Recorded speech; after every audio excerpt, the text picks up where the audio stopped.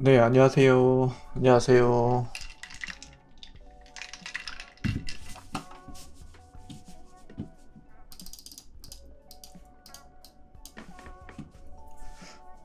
네, 안녕하세요. 익절님도 안녕하세요. 반갑습니다.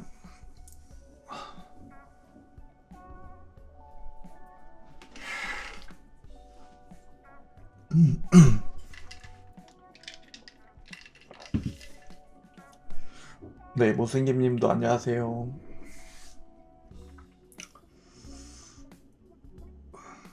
주말 잘 보내셨어요? 오늘 월요일 맞죠? 2월의 마지막 날이네요. 네, 나무늘보님도 안녕하세요. 반갑습니다. 반갑습니다. 안녕하세요.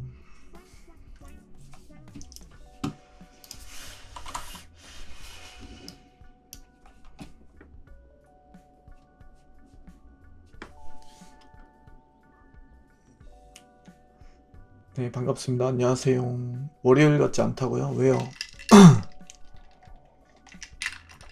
왜요?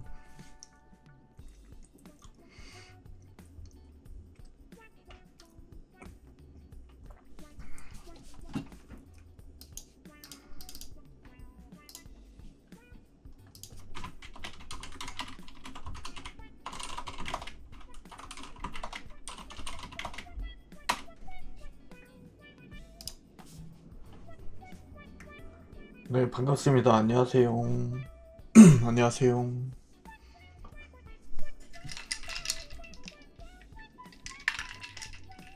좀 전에 그 러시아하고 우크라이나하고 첫 협상을 진행했다고 하죠. 근데 지금 대충 들려오는 얘기 보니까 그렇게 긍정적으로 마무리된 것 같지는 않네요.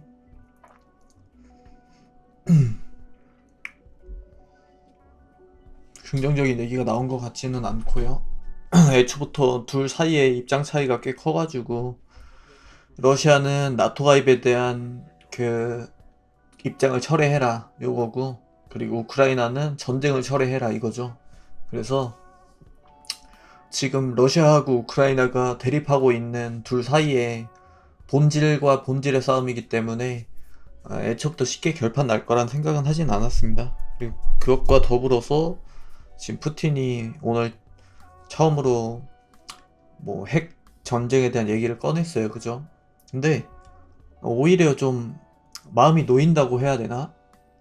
좀 그래요.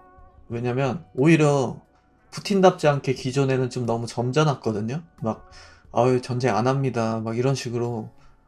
진짜 미친 사람은 알죠 뭔지. 자기가 진짜 막 미친 짓 안 하잖아요. 그래서 좀 무서웠던 게 있는데 이제 본색을 드러내가지고 차라리 좀 지금 갈 때까지 갔구나라는 생각이 좀 들어요.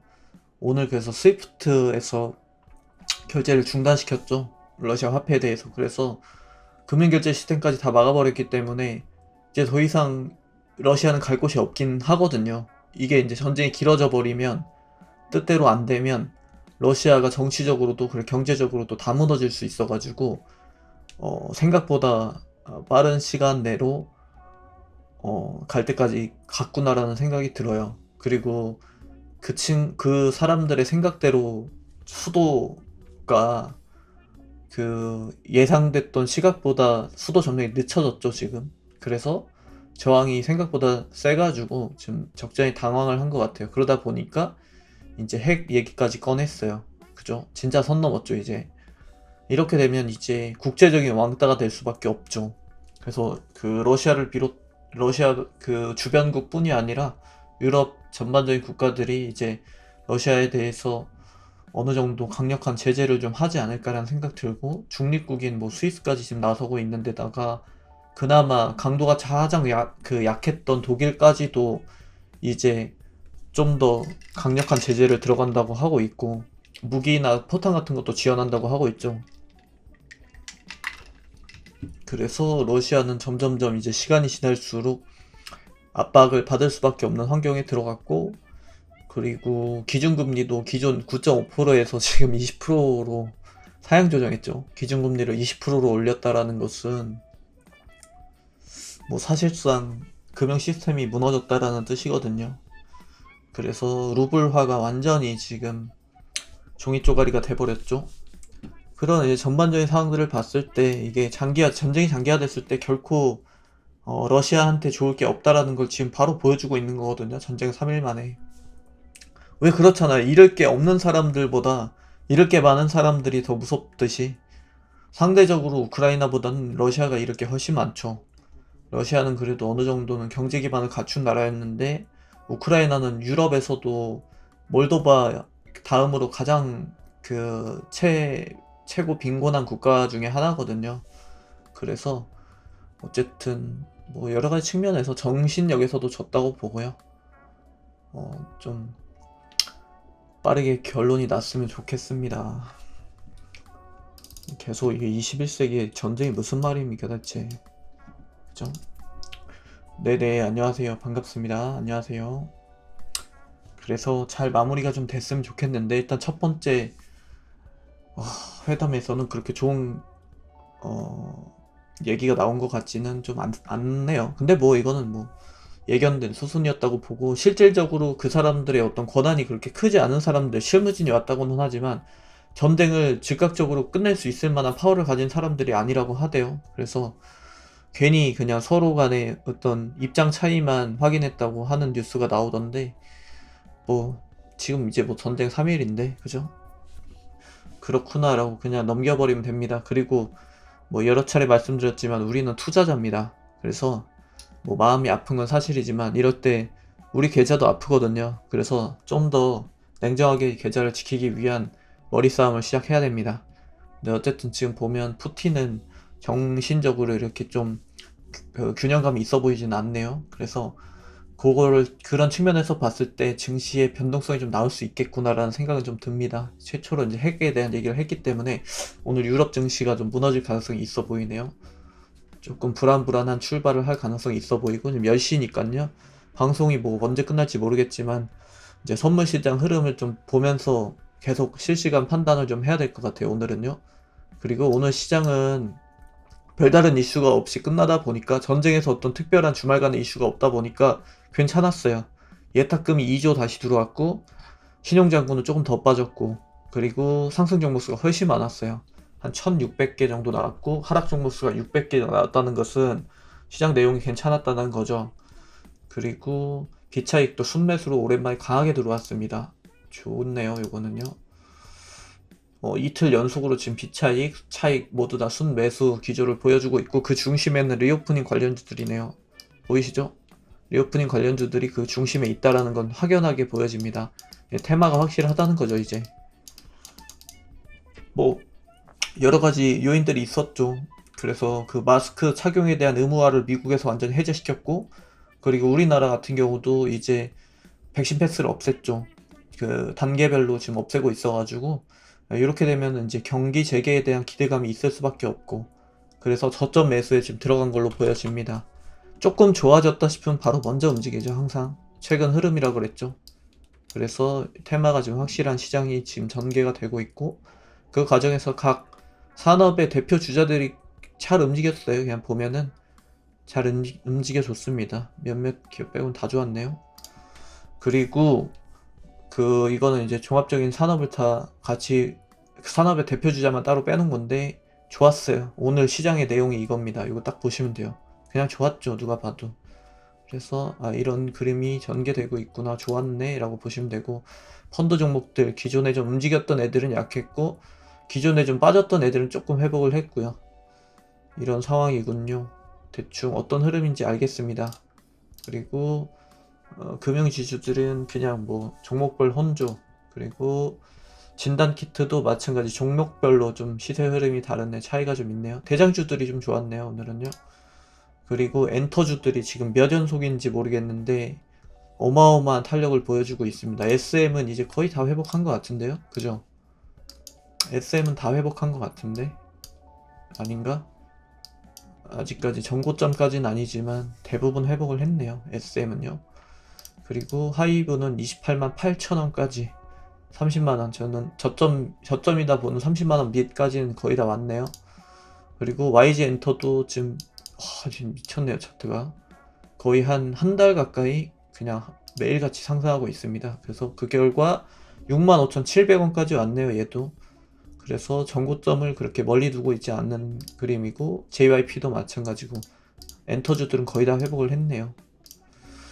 그리고 건설주들이 계속 좋더라고요. 최근에 흐름이. DLNC 13만원 코앞까지 왔네요. DLNC도 저점을 벗어났고요. 대한제강은 오늘도 상승해서 지금 23,700원까지 전고점까지 또 가려고 하고 있고요. 좋네요. 그런 흐름이 지속되고 있는 과정입니다. 그래서 아까 어떤 분이 질문을 주셨거든요. 댓글을 보니까 지금이 금융장세, 그리고 실적장세, 역금융장세, 그리고 역실적장세로 흐르는데요. 지금이 어느 지점입니까? 라고 질문 주셨어요. 지금은 금융장세가 2020년도에 있었죠. 요거는 이제 돈을 푸는 과정이거든요. 돈을 푸는 과정이고, 실적장세는 그 풀린 돈을 가지고 기업들이 다시 회복을 하는 장세예요. 2021년도죠. 그래서 소재 위주로 움직이는 1차 실적이 있고, 그 다음에 장비주 위주로, 그 제조업 위주로 움직이는 2차 실적 장세가 있어요. 이거는 그냥 제가 개인적으로 나눠 놓은 거예요. 그래서 그게 2021년도에 있었고, 지금은요, 역금융 장세, 돈을 풀었던 돈을 다시 회수하는 과정, 역금융 장세의 초입이에요. 지금은요. 그렇게 생각하시면 됩니다. 그래서 여기서 여기 갈 때가 제일 힘들거든요. 그 전반적으로 주식 투자자들이 느끼기에 심적으로 제일 힘들어요. 대응하기도 어렵고.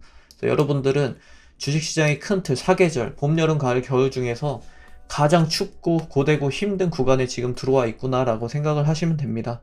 그래서 내가 너무 못한다라는 생각보다는요, 그냥 지금 진짜 힘든 구간이구나라고 판단하시고 대응을 잘 하시면 되고요. 역금융 장세가 길어지면서 이제 기업들이 다시 역실적을 내는 장세가 찾아와요. 경제가 전반적으로 어려워졌다는 뜻이거든요. 그렇게 되면은 이제 다시 돈을 풀어요. 그럼 여러분들 2020년도에 경험했던 그 자고 일어나면 그냥 플러스 나 있던 그 시절이 또 돌아오는 거예요. 그래서 긍정적으로 보세요. 그냥 시장이 빠르게 흘러가고 있구나라고 보시고, 제가 말했잖아요. 주식시장의 시계가 되게 빨라질 거라고. 예전에는 금융장세, 실적장세에서 역금융 넘어갈 때 6년에서 8년 걸렸어요. 이 기간만 3번 돌아가는 데 있어서 아무리 짧게 잡아도 4년, 5년 이상은 그냥 지나갔어요. 한 번 넘어갈 때. 근데 지금 봐봐요. 여기서 여기 가는데 2년 걸렸어요. 얼마나 시계가 짧아진지 보이시죠? 제가 그랬죠. 앞으로는 이 금융에서 역실적에서 다시 한 바퀴 돌아가는데 10년이 안 걸릴 거라 그랬잖아요. 이제까지는 10년 주기로 돌아왔거든요. 97년 시작해가지고 97년, 그 다음에 2008년, 그리고 2020년 딱 누가 시키지도 않았는데 10년 주기로 움직였어요, 시장은. 근데 요번 같은 경우는 처음으로 지금 한번 흐름을 깼어요. 6년, 8년 걸리던 걸 지금 2년 만에 갱신했거든요. 그래서 생각보다 긴축의 강도가 긴축의 시점이 좀 빨리 찾아왔죠. 그리고 강도를 지금 어떻게 가져갈지 모르겠지만 그 과정을 통해서 어찌됐든 간에 역금융 장세도 굉장히 그 시기가 좁혀질 것이다라고 저는 개인적으로 보고 있어요. 그래서 우리가 버텨내면 이 2020년 같은 금융 장세를 생각보다 빨리 맞이할 수도 있겠다라는 그런 희망을 가져봅니다. 아시겠죠? 그래서 너무 걱정 안 하셔도 될 것 같아요. 오늘은 조금 어려운 얘기를 할 수밖에 없어요. 지금 시장을 정확하게 읽으려면 어려운 얘기를 해야 되는데, 자, 지금 제가 그랬죠? 그 대성에너지 보면 된다 그랬죠? 자, 보세요. 재밌는 거 하나 보여드릴게요. 그날의 시장 흐름을 판단하는 데 있어서 대성에너지를 보면 돼요 라고 했어요. 그죠? 무슨 말인지 잘 모르시겠죠? 아직도? 볼게요. 자, 대성에너지가 잘 가면 제가 별로 좋은 신호가 아니라 그랬죠. 그죠? 대성에너지가 되게 좋았던 날들이 몇몇 있어요. 첫 포탄 터졌던 날 기억하시죠? 그날 얼마나 끔찍했는지. 그날 대성에너지가 상한가를 갔어요. 그리고 오늘 한번 볼게요. 오늘이 28일 2월의 마지막 날이었죠. 오늘 흐름 한번 보세요. 잘 갈 듯 말 듯 했어요. 초반에는. 그죠? 뭐 한 15% 이상 올랐나요? 그죠?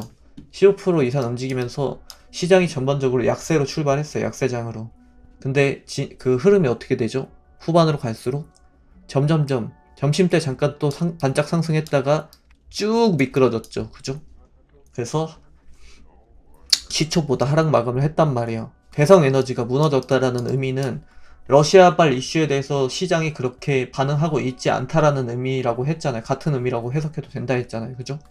그래서 얘 움직임에 따라서 시장이 반등을 했죠. 그래서 5장 후반 들어서 어떻게 됐죠? 갑자기 살아나기 시작했죠. 그래서 그렇게 보시면 돼요.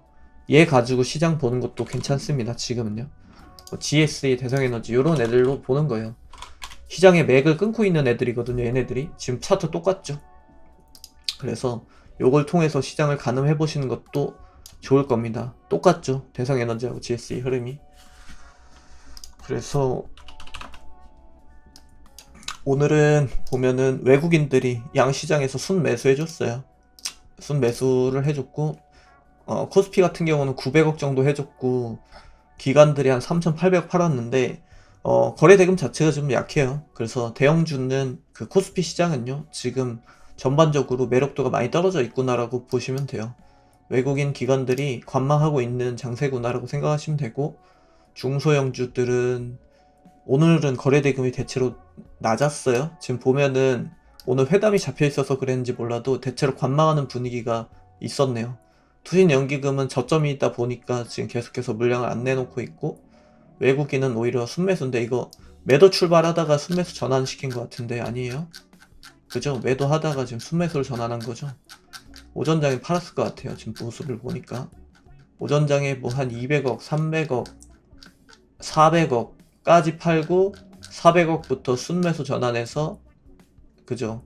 500억까지 팔았네요. 500억까지 팔다가 쭉쭉쭉쭉쭉쭉 줄여가지고 순매수 전환시킨 거네요.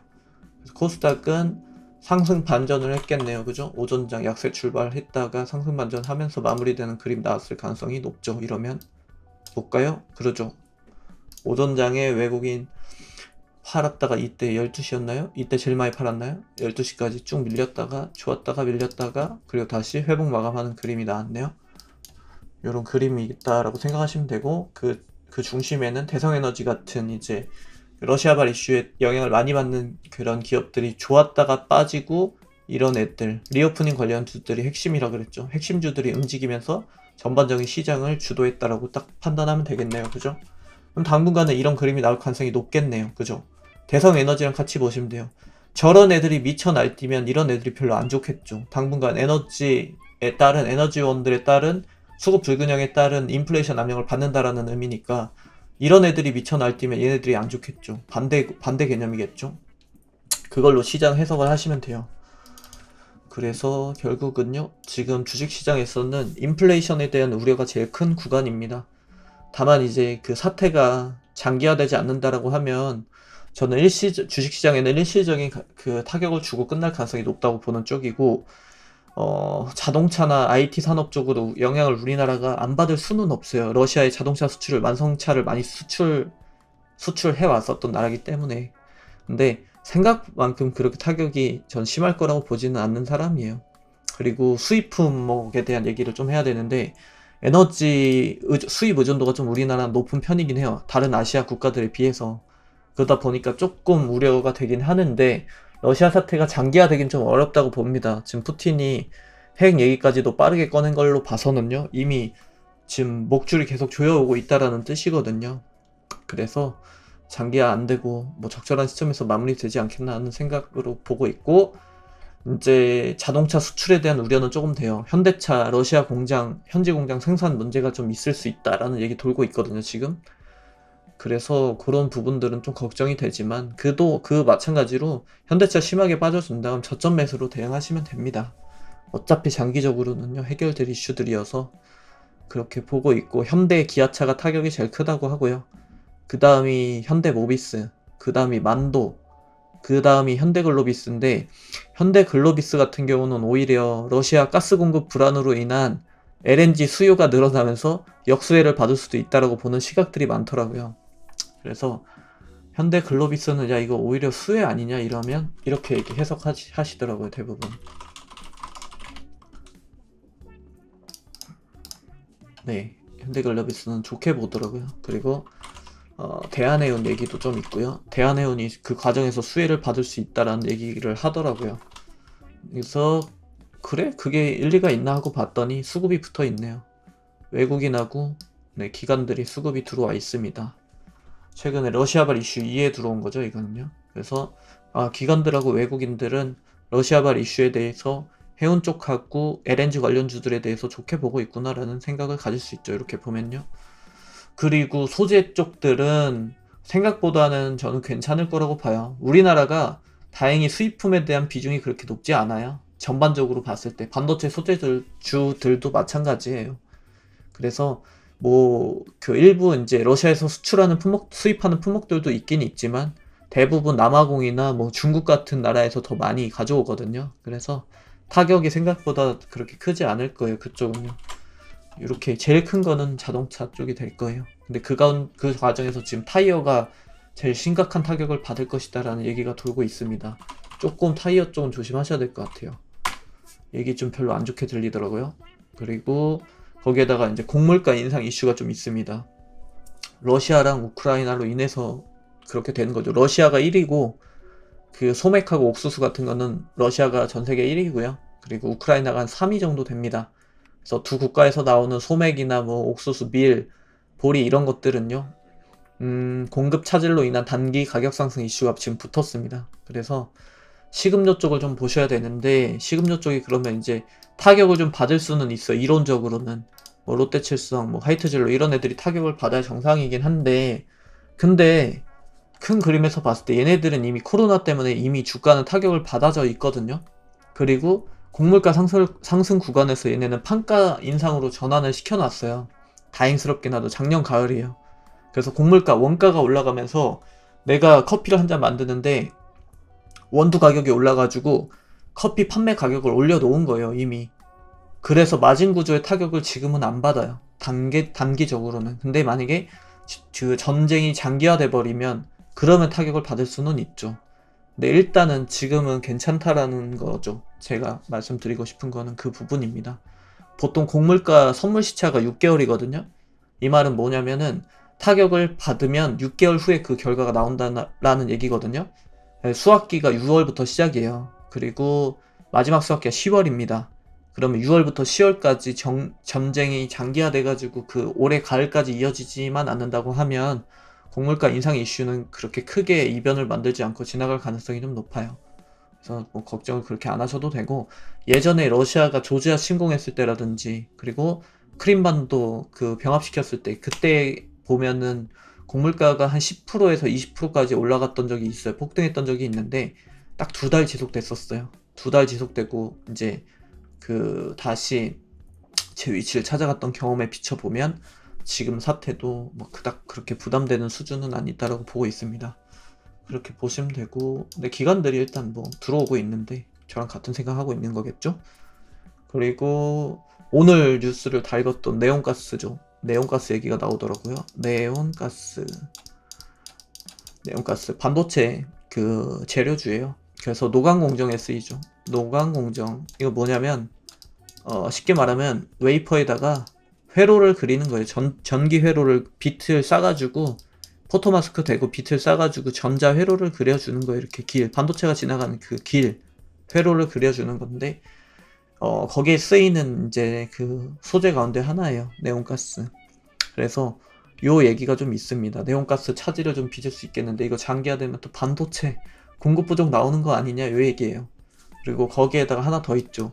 랜드 플래시 쪽은 지금 일본의 키옥시아하고 웨스턴 디지털 그 두 회사의 그 팹을 맡고 있는 일본의 모 회사가 지금 그 반도체 공정에서 오염 문제가 생겼어요. 그래가지고 그 원인 파악했는데 뭐 XX한테 어떤 그 부분 지점에서 생겼다고 하더라고요. 그래서 그 복구하는데 한 4주 정도 걸린대요. 한 달 정도? 앞으로 반도체 공장 한 달, 낸드 쪽은 한 달 멈춘다라는 뜻이니까 거기에다가 지금 메모리 재고 봤더니 한 달에서 2달 수준, 6주에서 8주 수준이더라고요. 메모리 재고가. 자, 디램 이슈로 디램 한번 볼게요. 자, 메모리 시장 한번 보면 메모리가 이렇게 보시면 돼요.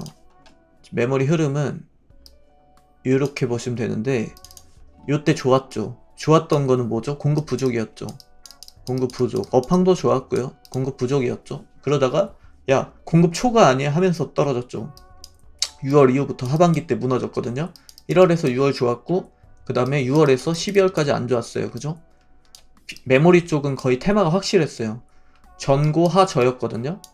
근데 지금 요번에 이제 다시 괜찮아질 거예요 라는 얘기가 좀씩 나오고 있었죠. 새해 들어서 12월부터 나왔죠. 근데 오히려 괜찮아질 거예요 수준도 아니고 지금은 다시 요때처럼 공급이 부족할 수도 있다라는 얘기가 돌고 있어요. 메모리 쪽도. 재고가 지금 한 달, 두 달 수준이라고 하면 곧 또다시 공급 부족으로 넘어간다라는 의미거든요. 그래서 이런 환경이라고 볼 때는 메모리 그리고 비메모리까지 모두 공급 부족 현상을 받게 되는 2021년 작년 3월하고 정확하게 똑같은 지금 흐름이 환경이 된 거예요. 지금 1년 딱 꼬박 1년 만에 이때 2021년 3월하고 반도체 여파가 똑같아졌어요 다시. 그래서 그 당시의 흐름을 다시 돌이켜보면 리오프닝주들 날뛰었죠 3월달부터. 그리고 건설주들 움직였었죠. 그리고 철강을 비롯한 해운 같은 민감주들 움직였죠. 그리고 나서 반도체 그 소부장들 움직였었어요. 그리고 난 다음에 카카오, 네이버를 비롯한 성장주 장세가 동반됐죠. 2차전지 장세. 그래서 작년 흐름을 그대로 복사 붙여넣기 한다고 했을 때 예상되는 흐름은요. 리오프닝주들 좋을 거고 앞으로. 그리고 철강, 해운 쪽 좋을 거고. 그리고 건설주들 이미 좋죠. 건설주들 흐름 돌아올 거고. 그리고 반도체 소부장으로 이어질 거고. 거기서 만약에 시세의 흐름을 좀 더 준다면 2차전지, 그리고 뭐 엔터주들, 성장주들 그런 애들 움직일 수 있겠다. 뭐 수소 테마까지, 자율주행까지 이렇게 연결되는 게 가장 우리 증시엔 좋은 그림이겠구나라고 기대하면서 보시면 될 것 같아요. 그 그림을 가장 기대해 볼 만합니다. 지금은요. 일단 그림은 완성됐어요. 스케치는 그릴 수 있게 됐어요. 여러 가지 업황을 조합했을 때. 물론 이제 그 그림을 망칠 수 있는 거는 대내적인 이슈들이죠. 그래서 이슈가 제가 몇 가지 있다고 했는데 중국 경제 역성장 있고요. 두 번째는 미국의 인플레이션, 그리고 세 번째는 오미크론, 그리고 네 번째 지금 이번에 나온 거죠. 우크라이나죠. 자, 네 가지 그림을 망칠 수 있는 게 네 가지가 있어요. 요게 이제 3월의 주요 이슈들인데 여기서 이제 보면은 중국의 역성장 같은 경우는 제가 말씀드렸죠. 작년 11월부터 기점으로 해가지고 지금 점진적인 통화 그 완화책이 나오고 있다고 했잖아요. 금리도 인하시키고요. 그리고 앞으로는 이제 본격적인 부양책이 하나둘씩 나올 텐데 그렇게 됐을 때 중국이 살아나는 것은 의미가 굉장히 커요. 우리나라는 중국 영향을 많이 받는 나라 중에 하나거든요. 그리고 그 증시에 있어서만큼은 이런 아시아 신흥국들에 대한 투자 잣대를 중국을 기준으로 보는 그 선진국들이 많기 때문에 잘 보셔야 됩니다. 그래서 중국 이슈가 좋아진다라는 것은 우리나라 주식시장에 직접적인 영향을 줄 수 있는 부분이라서 이거는 좋아지면 긍정적이에요. 중국의 경제 역성장에 대한 이슈들은 이미 증시에는 반영이 됐어요. 어디에 받았냐면 화장품주들 그리고 소비주들 크게 받았습니다. 중국 이슈를 통해서. 이미 가격이 많이 싸죠 지금. 뭐 LG 생활건강이라든지 아모레퍼시픽 같은 거 엄청나게 빠졌죠. 그래서 이미 선반영 돼 있다라고 보시면 되고 좋아질 일만 남았다라고 생각하시면 되죠. 이쪽은요. 미국 인플레이션 같은 경우도 지금 1월달부터 고용지표가 조금 그래도 개선이 되고 있거든요. 그리고 미국은 지금 하루 확진자 추이가 80만에서 지금 8만, 지금 더 떨어졌죠. 6만인가 그렇죠. 10분의 1 수준으로 줄어들었어요. 근데 미국은 애시당초부터 마스크가 의무화가 아니었거든요. 그러다 보니까 이제 뭐 마스크가 됐든 뭐가 됐든 방역 조치가 됐든 결국은 오미크론이라든지 그런 변이 바이러스는 시간이 해결해 주는구나 라는 분위기예요. 지금 현재로서는. 그래서 그냥 앞으로는 방역을 그렇게 강하게 가져가지 않을 가능성이 높아졌죠. 계절적 그런 독감 같은 형태로 위드 코로나로 이제 확실하게 전환되는 분위기죠. 전 세계는요. 유럽도 마찬가지고 미국도 마찬가지고. 그래서 이것도 마찬가지인데 오미크론 얘기해야 되는 거죠. 오미크론도 마찬가지인데 앞으로 좋아질 일이 더 많이 남아있는 거죠. 그렇게 보시면 되고 인플레이션은 FOMC를 봐야 돼서 아직은 속단하긴 어려운데 3월 16일 우리나라 시간으로 17일 새벽이라고 보시면 돼요. 근데 그때 이제 긴축이 어떻게 나올 것이냐를 이제 생각을 해봐야 되는데 지금 증시는 연 그 한 6회 이상으로 반영을 하고 있거든요. 긴축 횟수는. 그래서 이것보다 만약에 좀 더 완화적으로 나와준다. 연 뭐 5회라든지 혹은 강도 자체를 그 50베이시스 포인트가 아닌 25베이시스 포인트로 준다라고 하면 증시는 굉장히 강하게 그러니까 긍정적으로 반응할 가능성도 굉장히 높아요. 지금 구간에서는. 그래서 이거에 대한 기대를 좀 하는 것 같더라고요. 증권가 분위기는. 이건 좀 보셔야 되는 이슈고 가장 중요하죠, 이 중에서. 그리고 우크라이나가 이게 돌발 변수인데, 근데 전쟁에 대한 그런 불확실성은 대부분 반영이 된 거예요. 지금 가격에. 여러분들이 생각하는 짜증난다 하는 지점에서 한 번 더 좀 더 짜증나게 했잖아요, 지금. 그죠? 대부분의 개별 기업들이 한 10% 더 빠졌는데 이거는 이미 반영이 다 됐어요. 언제? 첫 포탄이 딱 터지는 그 날까지 반영이 천천히 됐죠. 제가 말했죠. 월요일, 화요일, 수요일, 그리고 목요일날 터졌죠. 그때 이렇게 가는 듯 하더니 이렇게 미끄러졌고 그 다음날 바로 반등 나왔죠. 그리고 지금도 이런 식으로 가고 있죠. 이런 흐름이에요. 그래서 고점 대비해서 한 10% 정도 빠져 있는데 전쟁에 대한 이슈는 다 반영이 됐어요. 여기서 이제 한 번 더 빠질 수 있는 구간은 핵 남아있어요.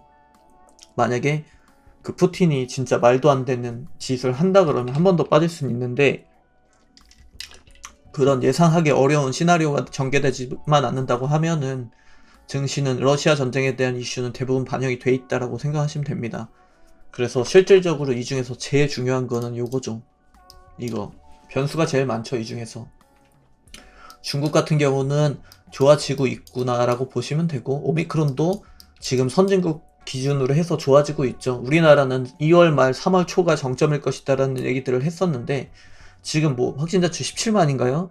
잘 모르겠는데 거의 정점으로 가고 있죠 지금. 그래서 정점을 지나고 보통 한 달 그 주기로 해서 점진적으로 쭉 괜찮아지더라고요. 추이를 보니까, 다른 나라 추이들을 보니까. 그래서 그걸 기대하면서 보시면 될 것 같고, 우크라이나는 지금 좀 전에 말씀드렸다시피 앞으로 3월 뭐 얼마나 진행될진 모르겠지만 하루하루 장중의 변동성을 만들긴 할 거예요. 근데 그 장중 변동성을 확인하시려면 대성에너지 같은 종목을 보고 계시면 됩니다. 분봉으로 해서. 그래서 얘를 보면서 지금 시장이 그 우크라이나 전쟁에 대한 이슈를 얼마만큼 반영하고 있구나라는 걸 보시면 돼요. 오늘 같은 경우는 오전 한 점심 12시까지는 반영을 했었어요. 그러다가 그 12시 이후에 오후장 시작되면서 전쟁에 대한 이슈가 쭉 빠진 거거든요. 요 시간대하고 외국인들이 우리나라 증시에 수급으로 순매수로 전개됐던 그 흐름하고 거의 똑같을 거예요. 아마 외국인이 그 우리나라 시장에 순매수로 전환한 시간하고 저 우리나라 증시가 상승 반전한 시간대하고 비슷할 겁니다. 아마도 비스무리할 거예요. 한 500억까지 팔고 그 다음 줄였거든요. 그죠? 여기 지금 보시면은 570억이 최고점이거든요. 70억이 12시 플랫이에요. 근데 그 이후부터 지금 보시면 쭉 줄이거든요. 500억, 400억, 300억 뭐 이런 식으로 줄여나가면서 순매수 전환하면서 끝낼 거예요. 300억, 100억, 200억, 146억으로 순매수 전환 끝내는데 12시까지가 딱 고점이었거든요. 그럼 정확하게 차트랑 일치하죠. 대성에너지 차트랑 참 신기하게도 일치하죠. 대성에너지의 최고점과 외국인들의 순매도 지점하고 똑같아요. 12시거든요. 그리고 난 다음에 요때부터 이제 전쟁에 대한 이슈가 조금씩 사그러들면서 대성에너지 같은 에너지 이슈들이 꺾이고 시장은 반등했죠. 반대로 외국인 수급은 돌아왔고요. 이래 보시면 됩니다. 이렇게 보시면 되고, 뭐 속보가 떴나요 또? 뭐죠? 왜요? 이거 아까 뜬 거잖아요. 이거 아까 뜬 건데. 핵전력 강화 이거 말씀하시는 거예요? 이거 아까 나온 겁니다. 9시에.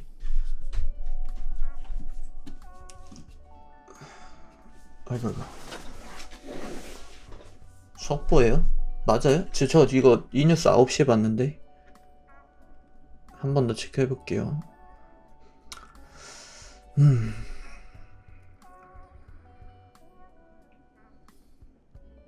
뭐 어떤 거 보고 말씀하시는 거죠? 이거 9시에 나온 얘기예요.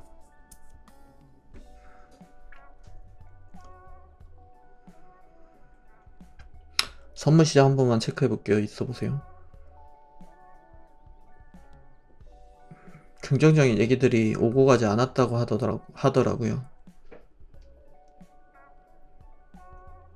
여러분 아직 회복을 못하고 있네요. 그래 보시면 되고, 어쨌든 지금 크게 보셔야 되는 거는 지금 아까 말씀드렸다시피 요거 보시면 돼요.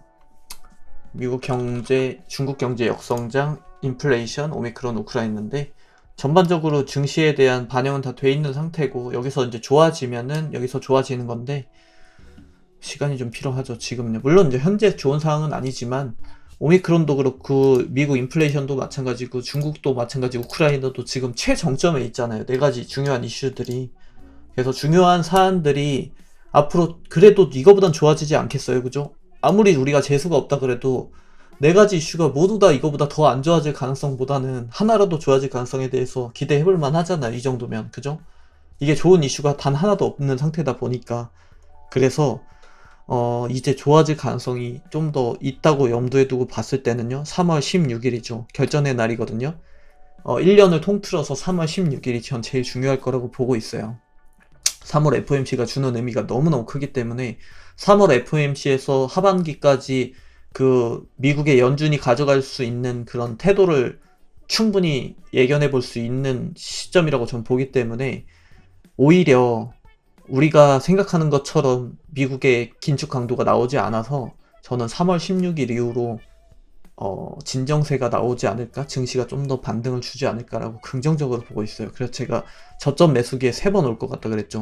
첫 우크라이나 포탄 터지는 날, 그리고 개별 종목 이슈로 개별 종목들이 당일 그 어닝 쇼크를 낸 다음에 빠질 때, 그리고 그 다음날 어닝 쇼크가 난 그 다음날까지 이틀간이 저점 매수 찬스라고 보고, 세 번째는요 3월 16일 직전 FOMC에 대해서 불확실성이 나오는 그 구간, 이렇게 세 가지로 보거든요. 그 세 가지 이슈 때 저점 매수를 해서 3월 16일 이후에 반등을 노려보는 전략이 전 좋을 거라고 봐요. 개인적으로. 남들이 전쟁 때문에 지금도 뭐라고 하셨어요? 뭐라고 하면서 막 울잖아요. 대부분의 사람들이 이렇게 울 때 사야 돼요. 반대로. 잔인하지만 사람들이 우려하고 푸틴 욕할 때 사야 돼요. 반대로. 지금은 저점 매수 찬스를 잡아야 되는 타이밍이라고 봅니다. 비중 확대 기간이라고 봐요. 아주 좋은 타이밍이라고 봅니다. 근데 대신에 아까 설명드렸죠. 실적, 금융 실적, 그리고 지금 역금융 장세거든요. 역금융 장세 때 이거 차이 알려드릴게요. 금융 장세 때는요 아무거나 사도 돼요. 성장주 사는 게 오히려 더 좋죠. 맥락 없는 기업 사는 게 더 좋아요. 왜냐면 금융 장세 때는 꿈을 먹고 가거든요. 당장의 성적표보다 앞으로 더 훨씬 더 좋아질 거요가 더 먹히는 시장이거든요. 앞으로 전 30년 후에 대통령 될 사람이에요가 더 먹히는 시장이에요. 당장의 중학교 시험 성적표보다 앞으로의 성장성을 보고 투자하는 시간이거든요. 근데 실적 장세는요, 네 꿈은 필요 없고 그래서 이번 기말고사 네 몇 등 했어 이거거든요. 그게 실적이에요. 그 역금융 장세는요, 기말고사 몇 등 했는지 필요 없고 입안에서 1등에서 3등만 투자할 거야 하거든요. 그게 역금융 장세예요. 요 차이를 아시겠죠? 그 말은 뭐냐면 금융 장세 때처럼 그냥 싸잡아서 아무거나 사다가는 그냥 큰일 날 수 있다라는 얘기입니다. 역금융이죠. 금융 앞에 여기에 하나 붙어요. 내 계좌가 역으로 갈 수 있어요. 금융 장세 때처럼 투자하시면. 실적 장세 때는 그나마 봐줍니다. 당장의 실적이 괜찮으면 봐줘요. 근데 역금융 장세 때는 그 범위가 더 좁아져요. 그런 표현 많이 쓰시죠. 어떤 회사에 들어가기 위한 경쟁력이 굉장히 높아서 바늘구멍을 통과하는 듯 하다고 하죠. 금융장세 때는 다 입사할 수 있어요. 근데 실적장세 때는 반만 입사해요. 역금융장세 때는 정말 그 관문이 좁아져요. 이렇게 선택된 몇몇만 움직일 수 있다라는 뜻이거든요. 거기서 보면은 약간 실적이 좋아도 안 움직여요. 그리고 기업 내용이 좋아도 안 움직여요. 그건 잘못된 말이에요. 기업 내용이 좋고 실적이 그나마 좋아야 비비기라도 하는 거예요. 회사 입사로 다시 표현해드리면 레주메라도 받아주는 거예요. 그래야만. 금융장세 때랑 생각하시면 절대 안 돼요. 지금은 실적장세 때는 실적이 그래도 괜찮으면 대부분 합격을 하셨는데, 지금은 회사의 구조조정이 좀 있어서 100명 뽑던 거 5명 뽑는다 생각하시면 돼요. 원래는 100개의 기업이 우상향했다면 지금은 5개 기업 우상향하는 장세예요. 그래서 기업 선택 잘못하면 그냥 죽는구나 라고 생각하시면 되고, 최대한 조심하셔야 되겠죠. 그죠? 그래서 두 가지 매수할 수 있는 그 전략이 있는데, 역금융 때는 어떻게 하셔야 되냐면 제일 많이 빠진 거에 그냥 김치 담는다 생각하고 담아놓고 역금융에서 못 살아남아서 다시 역실적 넘어갔다가 금융장세 넘어갈 때까지 그냥 만약에 내가 물리면 한 3년 본다 약간 이런 마인드도 괜찮고, 그게 아니라 그냥 당장의 실적이 말도 안 되게 반에서 1등에서 3등 할 수 있는 애를 꼽아내는 거, 이 두 개 중에 하나로 하셔야 되거든요. 이 역금융에서는 살아남으려면. 그럼 뭐 잘 생각을 해봐야 되겠죠. 어떤 게 말도 안 되게 빠져 있는지를 먼저 보고, 그게 없으면 진짜 1등에서 3등 할 수 있는 애만 골라낼 수 있을 만큼 공부하셔야 되는데, 지금 일단 역금융장세잖아요? 초입이잖아요. 지금 아직 회복이 덜 됐다고 알려져 있는 기업들은 얘네들이에요. 얘네들. 증권가에서 나오고 있는 얘기들은 얘네입니다. 리오프닝주들이 아직 좀 싸지 않냐? 이렇게 얘기가 돌아요. 그 중에서도 얘기가 많이 나오는 거는 호텔 여행은 아직 안 올랐잖아. 호텔 여행은 아직 시작 안 하지 않았나? 라고 해요. 카지노 뭐 이런 애들 아직 못 움직였잖아. 그지? 이렇게 말합니다. 엔터주들도 얘기가 있었는데 얘네들은 단기간에 끝내버렸죠. 시세를. 그죠? 얘네 더 이상 얘기 안 나올 것 같고요. CGV 아직 못 갔죠. 이런 애들. J컨텐트 이런 애들 아직 못 갔죠. 현대백화점도. 이런 애들이 아직 못 간 애들이에요. 그나마 코로나 이전보다 회복을 못한 애들. 코로나 이전 시세를 아직 회복 못한 애들이 그런 애들이라고 생각을 하시면 되고, 3월 지금 2월 28일이죠. 앞으로 10일 있으면 3월 10일 날이죠. ECB, 그러니까 유럽 중앙은행에서 통화정책 회의가 열려요. 그 결과에 따라서 저는 개인적으로 유로 강세, 달러 약세 전환이 나올 거라고 보고 있거든요. 보통 유로 약세에서 유로 강세로 전환되는 구간에서 미국 달러는 최대 20% 정도 레벨 다운이 돼 왔었어요. 지나왔던 흐름들을 되새겨 보면 그것도 굉장히 긍정적입니다. 1200원이죠. 그래서 여기서 좀만 줄여주면, 상승 그 곡선을 좀만 완만하게 해줘도 신흥국에 대한 투자 매력도가 굉장히 높아집니다. 그래서 지금 제가 말씀드린 이 네 가지 이슈를 비롯해서 나오고 있는 얘기들이 대부분 증시 다시 상승 반전을 얘기해주고 있는 것들이거든요. 그래서 우크라이나발 이슈만 좀만 잠잠해졌을 때 우리나라 증시가 어떻게 움직였는지를 좀 보면 쉽게 이해해 볼 수 있어요.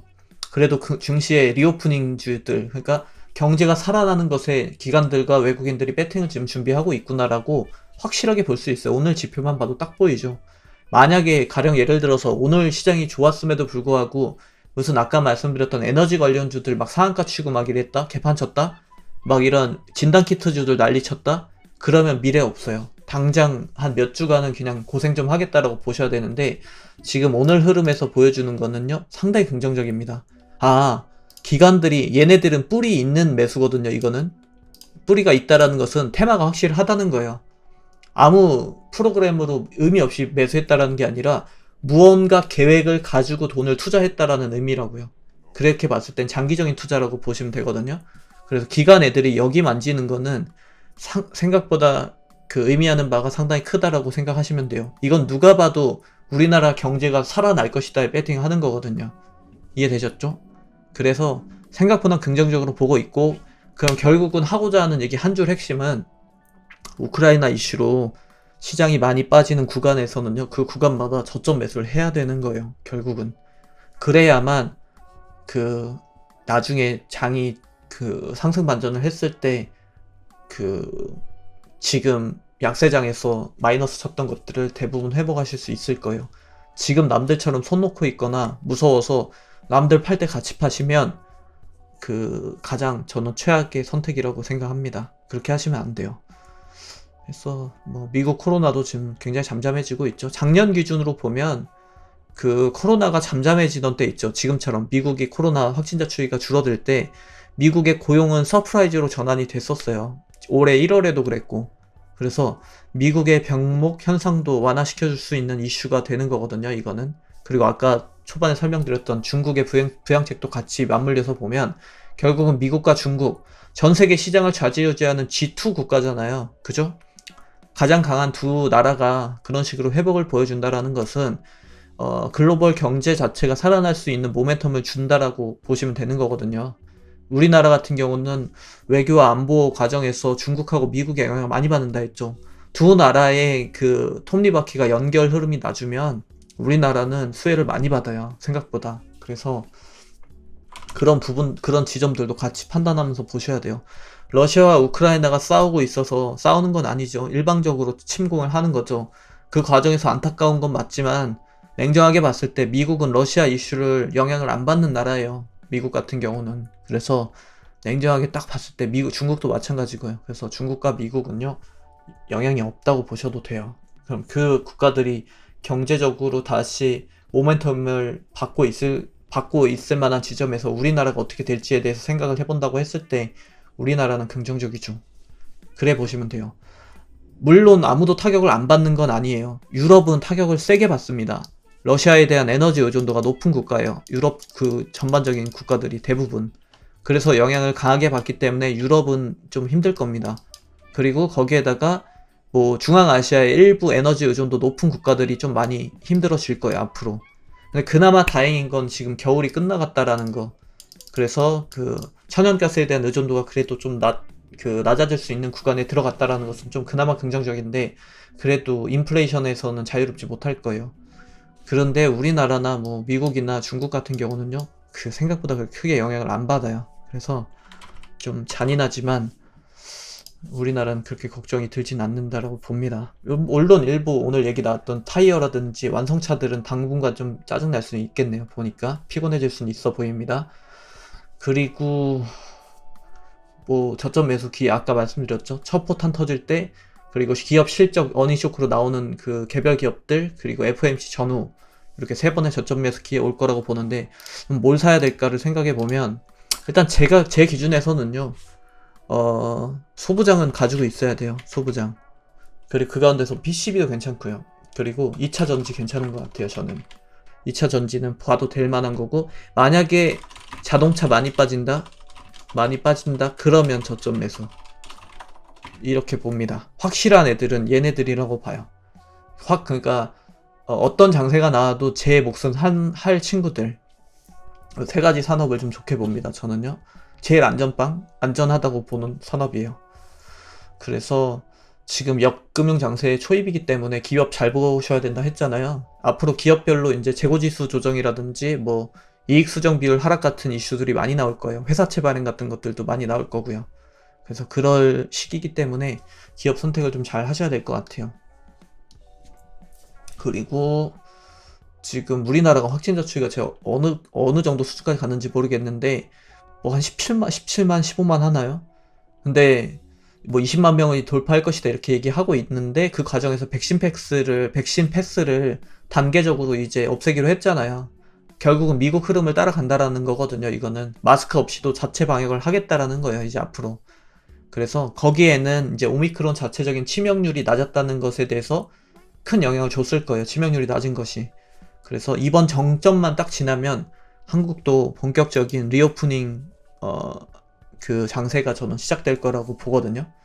그래서 리오프닝 주들은 저는 마지막 저점 매수 기회라고 봅니다. 코로나 이전 수준으로 아직 회복하지 못했던 일부 호텔, 면세점, 그리고 화장품, 의류, 여행, 공연, 호텔, 항공, 외식, 요 산업들은 마지막 저점 매수 기회라고 봅니다. 만약에 전쟁 이슈로 좀 더 빠져준다면 더더욱 좋겠죠.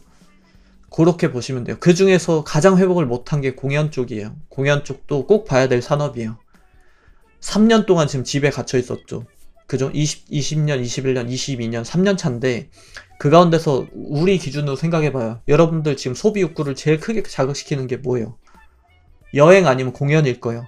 코로나 좋아진다라고 하면 뭐 하실 거예요? 라고 질문하면 10명 중에 8명 이상은 다 여행 가고 싶어요, 공연 보고 싶어요 라고 말씀하실 거예요. 아마 대부분이. 저도 마찬가지고. 왜 그러냐면 여행 가고 공연은 대체 소비가 없었어요. 다른 걸로 어떻게 대체할 수 있는 부분이 전혀 없어요. 여행을 뭐 대신할 수 없잖아요. 메타버스로 대신 다닐 수 없잖아요. 그래서 그래요. 그래서 이쪽은 코로나가 만약에 조금만 더 이 지점보다 좀 더 그 완화된다고 했을 때 보복 소비가 가장 강하게 나올 수 있는 지점이라고 봅니다. 그래서 제가 지표를 좀 많이 보고 왔는데, 70년대 이후에 의료 소비가 역사적으로 지금껏 딱 2번 꺾였던 적이 있어요. 의료 소비가 70년대 이후에. 언제일 것 같으세요? 맞춰보실래요? 단 2번 있었어요. 지금까지 의료 소비가 단 한 번도 꺾여본 적이 없어요. 우리나라는 70년대 이후부터 이렇게 왔어요. 근데 역사적으로 딱 2번 꺾여봤어요. 그게 어디일 것 같으세요?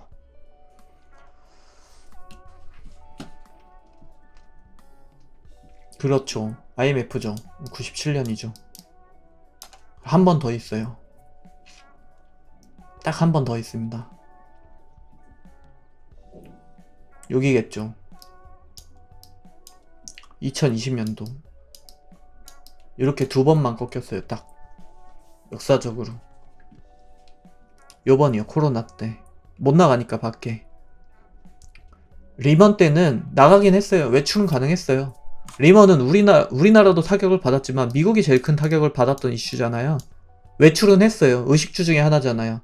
우리가 가장 기본적으로 소비하는 것 중에 하나이기 때문에 미국 금융위기 때는 우상했어요. 근데 우리나라에 직접적인 타격을 줬던 IMF 사태 때랑 이번 코로나 밖에 외출을 못하게 됐던 이 코로나 때 단 2번 꺾였어요. 요렇게 지표 그리면 이겁니다. 근데 뭐죠 이거? 꺾였다가 회복을 하죠 결국은. 그죠? 회복을 하면서 장기 우상향했어요. 무려 50년 동안 50년간 단 한 번도 후퇴한 적이 없는 산업이 의료예요. 우리나라는 그만큼 보여지는 거에 치중을 많이 하는 민족이잖아요 우리가. 그죠? 근데 우리가 지금 살아나지 못하고 있죠.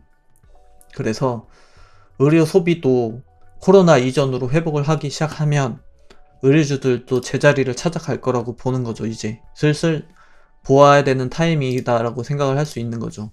기관들이 이미 그렇게 대응을 하고 있을 거예요. 더네이처나 뭐 이런 애들 보면 단기간에 이제 치고 올라올 준비를 다 하고 있을 거예요. 영업무역 뭐 이런 애들이죠. 화승엔터 이런 애들이죠. 그 이후로 바로 회복을 했다는 지점에 생각해보면 지금이 좀 저점 매수 기회가 되는구나 라고 생각해볼 수 있죠. 그리고 인구 구조에 따른 외식 트렌드가 지금 변화하고 있잖아요.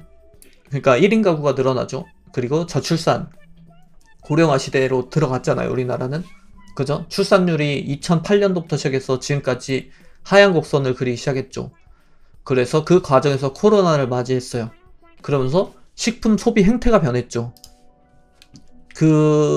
제가 이거는 언제죠? 작년 9월인가? 그때 한번 제가 1인 가구에 대한 얘기 한번 한 적이 있거든요. 그때 그랬을 거예요. 아마 코로나로 인해서 앞으로의 우리나라 식품 소비 행태 변화가 더욱 가속화될 거다라고 말씀을 드렸을 거예요. 그때. 근데 이번에 지표상으로 이게 나왔어요. 그래서 점진적으로 1인 간편식 그리고 밀키트 수요가 폭발했어요. 2021년도에. 다 이제 그 외식 소비 형태 중에 하나잖아요. 근데 1인 간편식 그리고 밀키트 그리고 배달 음식에 대한 수요가 말도 안 되게 폭발했다고 합니다. 그래서 이제는 이쪽 시장도 기존의 양적 성장에서 질적 성장으로 넘어가는 과정이라고 보거든요. 일본이 이쪽이 강자죠. 근데 우리나라는 그 이전에는 좀 되게 형편없었어요. 옛날에는 약간 한 끼 그냥 때우는 느낌이라고 해야 되나? 한 끼 때워가지고 대충 넘기자라는 시기였다면 지금은 이제 좀 어느 정도 좀 공 들여서 만들어가지고 이제 고객층이 직접 그 과정에서 선택을 할 수 있는 수준에까지 이르렀다고 좀 보거든요. 이렇게 되면은 이제 더욱더 이제 가속화될 거예요. 이쪽 시장은. 이런 흐름이라고 하면 수요가 받쳐주기 시작하면 당연히 공급의 질은 높아지죠. 그죠? 그러다가 나중에 공급이 여기서 이제 대량 생산화 체계를 갖춰주면 가격 경쟁력 싸움으로 들어가죠. 그럼 살아남는 기업들은 살아남고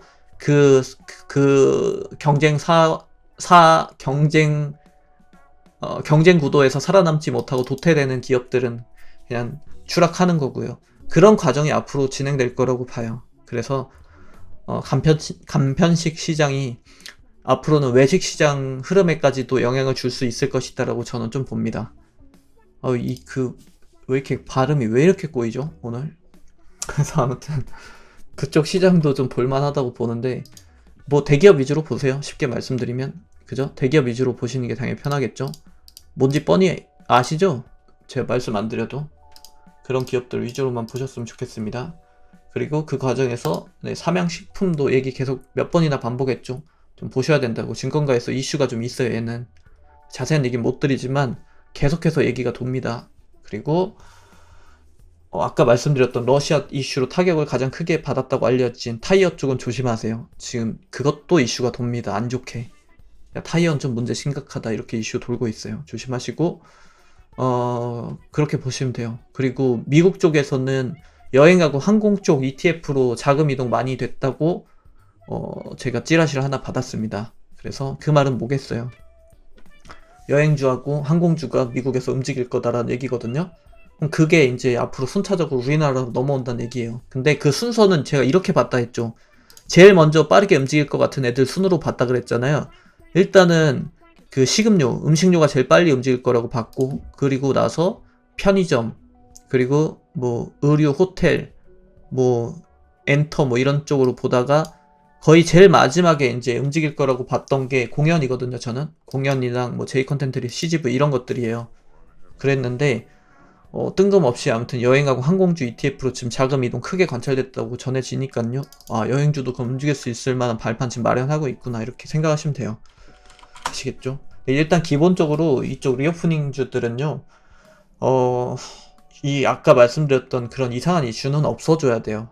우크라이나라든지 막 그런 주식시장에 저해가 되는 그런 이슈들은 기본적으로 좀 잠잠해진 상태에서 움직일 수 있습니다. 지금 당장은 아니라고 보는데 그렇게 보시면 돼요. 호텔, 여행, 항공이 좋아지겠죠? 그 ETF로 그렇게 편입이 됐다고 하면.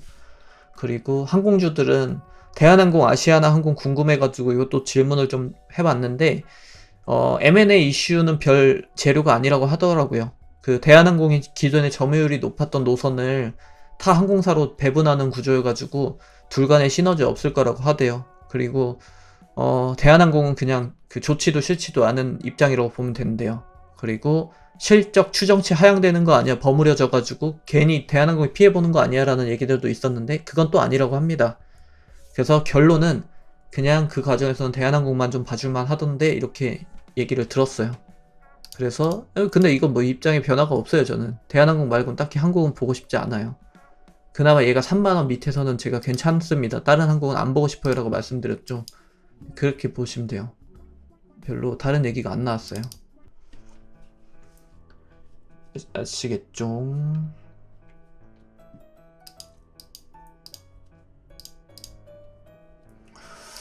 잠만요. 지금 보면은 에코프로 BM하고 위메이드를 그렇게 사요. 지금 계속 기간이. 왜 그럴까? 에코프로 BM은 뭐 저는 저점 매수 기회라고 봐요 저는. 네, 확실히. 제가 말씀드렸죠. 여기 바닥 다지고 있는 것 같다고. 전쟁에도 안 밀리고 여기를 지탱한다라는 게 의미가 크다 그랬죠. 그래서 얘는 제자리 찾을 거라고 말씀드렸죠. 제자리 찾는 것 같아요. LNF도 지금 19만 5천원까지 왔네요. 어느새 곧 20만원이에요. 이러면 회복 다 한 거죠 뭐. 그래서 남들 말 들어줄 필요가 없어요. 이런 거 보면 진짜 정말 들어줄 필요가 없는 것 같아요. 첨보도 이제 28만 3천원 30만원 코앞까지 또 왔어요. 그래서 그렇습니다. 결국은 좋은 기업은 다시 제자리를 찾아가네요. 위메이드는 왜 이렇게 사는 거지 근데? 7%나 올라갔네. 게임주들은 근데 얘기가 좀 뿌리가 깊던데 들어보니까. 누가 산 거죠? 외국인 기관이 또 사고 있네요. 위메이드를 개인이 팔고. 게임주들은 얘기가 좀 깊이 나왔어요.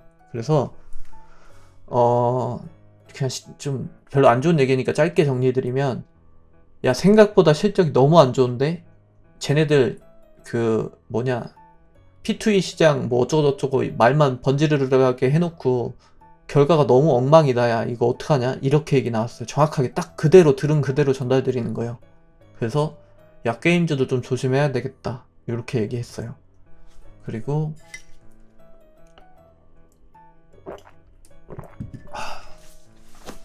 그렇습니다. 그 중에서 특히나 그냥 성장성만 보고 가져가는 게임주는 보면 안 돼라고 얘기까지 했는데, 그 중에서 그나마 제가 좋게 보는 거 딱 3개 얘기했죠. 위메이드, 컴투스, 그리고 컴투스 홀딩스죠. 그리고 하나 네오위즈 정도. 오늘 다 좋았네요. 얘네 말고는 다른 애들은 좀 별로 좋게 안 보이거든요. 그나마 볼만한 건 얘네 뿐이라고 봐요. 다른 애들은 힘들 것 같아요. 제가 별로 이거 좀 진짜 별로예요를 했던 거는 몇 개 있죠. 카카오 게임즈, 넷마블, 카카오 게임즈는 최근에 기간이 엄청 사고 있어가지고 좋은데 저는 그렇게 좋게 안 본다 했죠. 기업 내용을. 넷마블, 카카오 게임즈, 크래프톤, MC 소프트는 저는 아니라고 봅니다. 확실히 얘네들은 매력도가 낮아요. MC 소프트 어떡하냐 이거. 매력도가 좀 낮은 편이에요.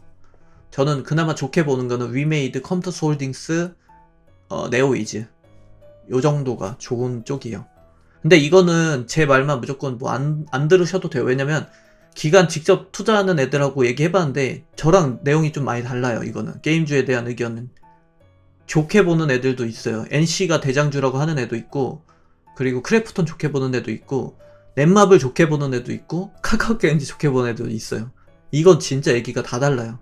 해석하는 게 차이가 커요. 근데 어쨌든 저는 작년부터 똑같이 말씀드리지만 카카오 게임즈, NC소프트, 크래프톤, 넷마블은 좋게 안 봐요. 다 각각의 이유를 들어서. NC는 한참 오래 설명드렸죠. 기존의 게임 산업에 대한 부흥을 일으킨 기업이고 캐시플로우도 좋고, 그리고 뭐 게임 개발사 역량도 좋고, 그리고 돈을 벌 줄 알고, 기존에 가지고 있는 그런 인프라도 탄탄하고, 그리고 남다 긴다 하는 게임 개발자들이 일단 기본적으로 가고 싶어하는 기업이기도 하고요. 앞으로의 성장 가능성도 있고, 그리고 리니지 IP라는 독보적인 그 강점을 가지고 있는 기업이에요. 누가 뭐래도 맞아요. 좋은 거 맞는데, 근데 제가 그랬죠. 언젠가 말씀을 드리면서 NC와 위메이드가 지금 정반대의 길을 가고 있어요 라고 진짜 되게 오래전에 말씀드린 적이 있을 거예요. 위메이드가 추구하는 것과 NC가 지금 추구하는 것이 시대 흐름하고 너무 다르다. 위메이드는 시대의 방향성을 맞춰가는데 NC는 정반대의 길을 가고 있다고 했잖아요.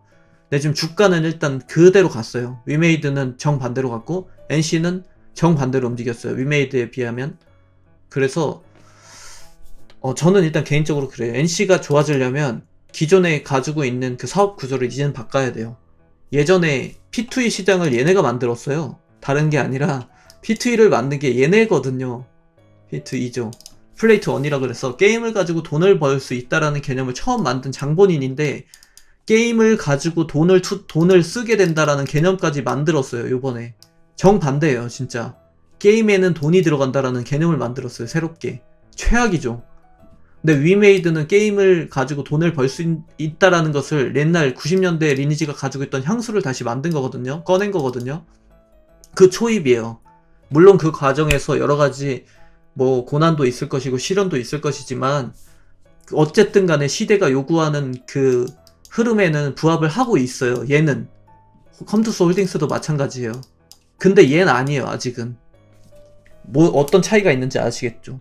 그래서 좋게 안 보는 거고, 크래프톤을 좋게 안 보는 이유는 크래프톤은 뿌리가 NC소프트예요. NC소프트 개발자들이 나와가지고 새롭게 만든 기업이에요.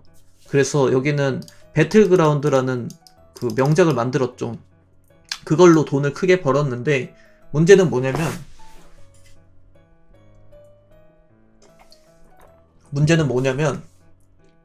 질이 안 좋아요. 이렇게 표현하면 좀 그래요. 여기 운영진들이 질이 너무 안 좋아요. 회사 운영진들이. 제가 들은 게 많아요. 그게 일단 문제고, 그리고 이건 개별 IP잖아요. 그죠? 제가 그랬죠. 배틀그라운드급으로 하나 실패해도 되는데 그 과정에서 배틀그라운드급으로 역대급 명작을 하나 만들어주면 몰라요. 그러면 이 회사는 정말 능력을 인정받는 건데, 배틀그라운드 하나만 가지고 지금 계속 그걸로 핸드폰으로 넘겼다가 또 유럽 시장 진출했다가 뭐 했다가 조금씩 틀만 바꿔가지고 우려먹고 있거든요. 이건 불안하다 그랬죠. 물론 이 좋은 게임이고 앞으로 뭐 이걸 가지고 몇 년은 더 우려먹을 수 있긴 한데, 근데 문제는 주가잖아요. 주가가 그걸 가지고 58만원을 받을 수는 없는 거예요.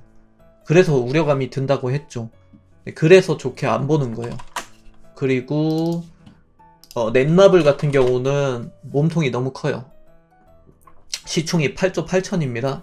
그죠? 그리고 액면가가 100원밖에 안 해요. 그래서 저는 너무 무거워요. 얘는 게임사 가운데서는 게임주 치고 너무 무겁다라고 보고, 그리고 개인적으로는 그렇게 매력적이지 않다고 봐요. 주가가, 다른 거 모르겠는데 주가가 마음에 안 드는 기업이에요. 그래서 별로 좋게 안 본다고 했죠. 옛날부터 그랬어요. 작년부터 별로 이걸 추천하는 이유를 난 모르겠다고 했죠. 근데 기관들이 선호도가 하도 높아가지고 이 기업에 대해서 제가 뭐 더 이상 얘기는 안 하겠는데, 기관들이 그렇게 좋아요, 넷마블을. 이유는 잘 모르겠어, 전 개인적으로. 그리고 카카오 게임즈는 게임을 개발하는 회사가 아니라, 물론 이젠 개발도 하지만 주로 얘는 유통하는 기업이에요. 게임을 가져다가 판매, 그러니까 어떻게 표현해야 되지? 그러니까 약간 쿠팡 같은 느낌이라고요. 직접 만들어서 파는 게 아니라 남이 만든 거를 가져다가 홍보해주는 기업이라고요. 그래서 게임 이거를 퍼블리싱이라고 그러는데, 그래서 저는 기본적으로 게임주가 움직이려면 아까 말씀드렸다시피 강력한 IP를 가진 자기만의 고유의 아이덴티티가 있어야 된다라고 보는 사람인데, 그게 없어요. 그게 문제죠. 그래서 장기적인 매력도가 별로 없다라고 보는 거예요, 저는. 근데 물론 이제 앞으로 그 스마트폰 게임 시장이 저는 우상향할 거라고 봐요. 웹툰 시장하고 같이. 그것도 코로나 수혜를 받았던 산업 중에서 장기적인 수혜를 받을 수 있는 산업이라고 보긴 하는데, 근데 개인적으로는 그렇게 매력도가 높다라고 느껴지진 않아요. 주가 수준에 비해서. 물론 지금은 7만원대면은 이제는 그렇게 비싸다고 보진 않는데, 근데 저 개인적으로는 그 투자하고 싶은 회사는 아니에요. 왜냐면 같은 게임사 투자하라 그러면 얘보단 차라리 저는 데브시스터즈를 할 것 같아요. 데브시스터즈. 얘가 주가적인 매력도는 더 높거든요. 그래서 주가만 보고 투자할 거면 쟤는 안 하겠다라고 보는데, 얘가 차라리 사이즈는 훨씬 좋거든요. 시총도 지금 6천억 밖에 안 하는 데다가 액면가 500원짜리가 자본금이 59억 밖에 안 해요. 직접 비교했을 때 훨씬 매력도 높은 거거든요. 근데 이제 전반적인 게임사는 이렇게 보는데, 근데 그게 문제가 아니라 지금 기관들 사이에서 야, 게임주 이거 조심 좀 해야 되겠다는 얘기가 지금 돌고 있어가지고 좀 무섭긴 합니다. LNF 존버하다가 금요일부터 일부 입절하고 예수금도 마련했어요. 덕분에 우크라이나 난민 구호금으로 좀 기부도 했어요. 에코프로 BM, LNF를 교체 매매한 것 34만원에 몇 들고 있는데 사실 못 들어오면 익절하고 현금화 해두는 게 나을까요?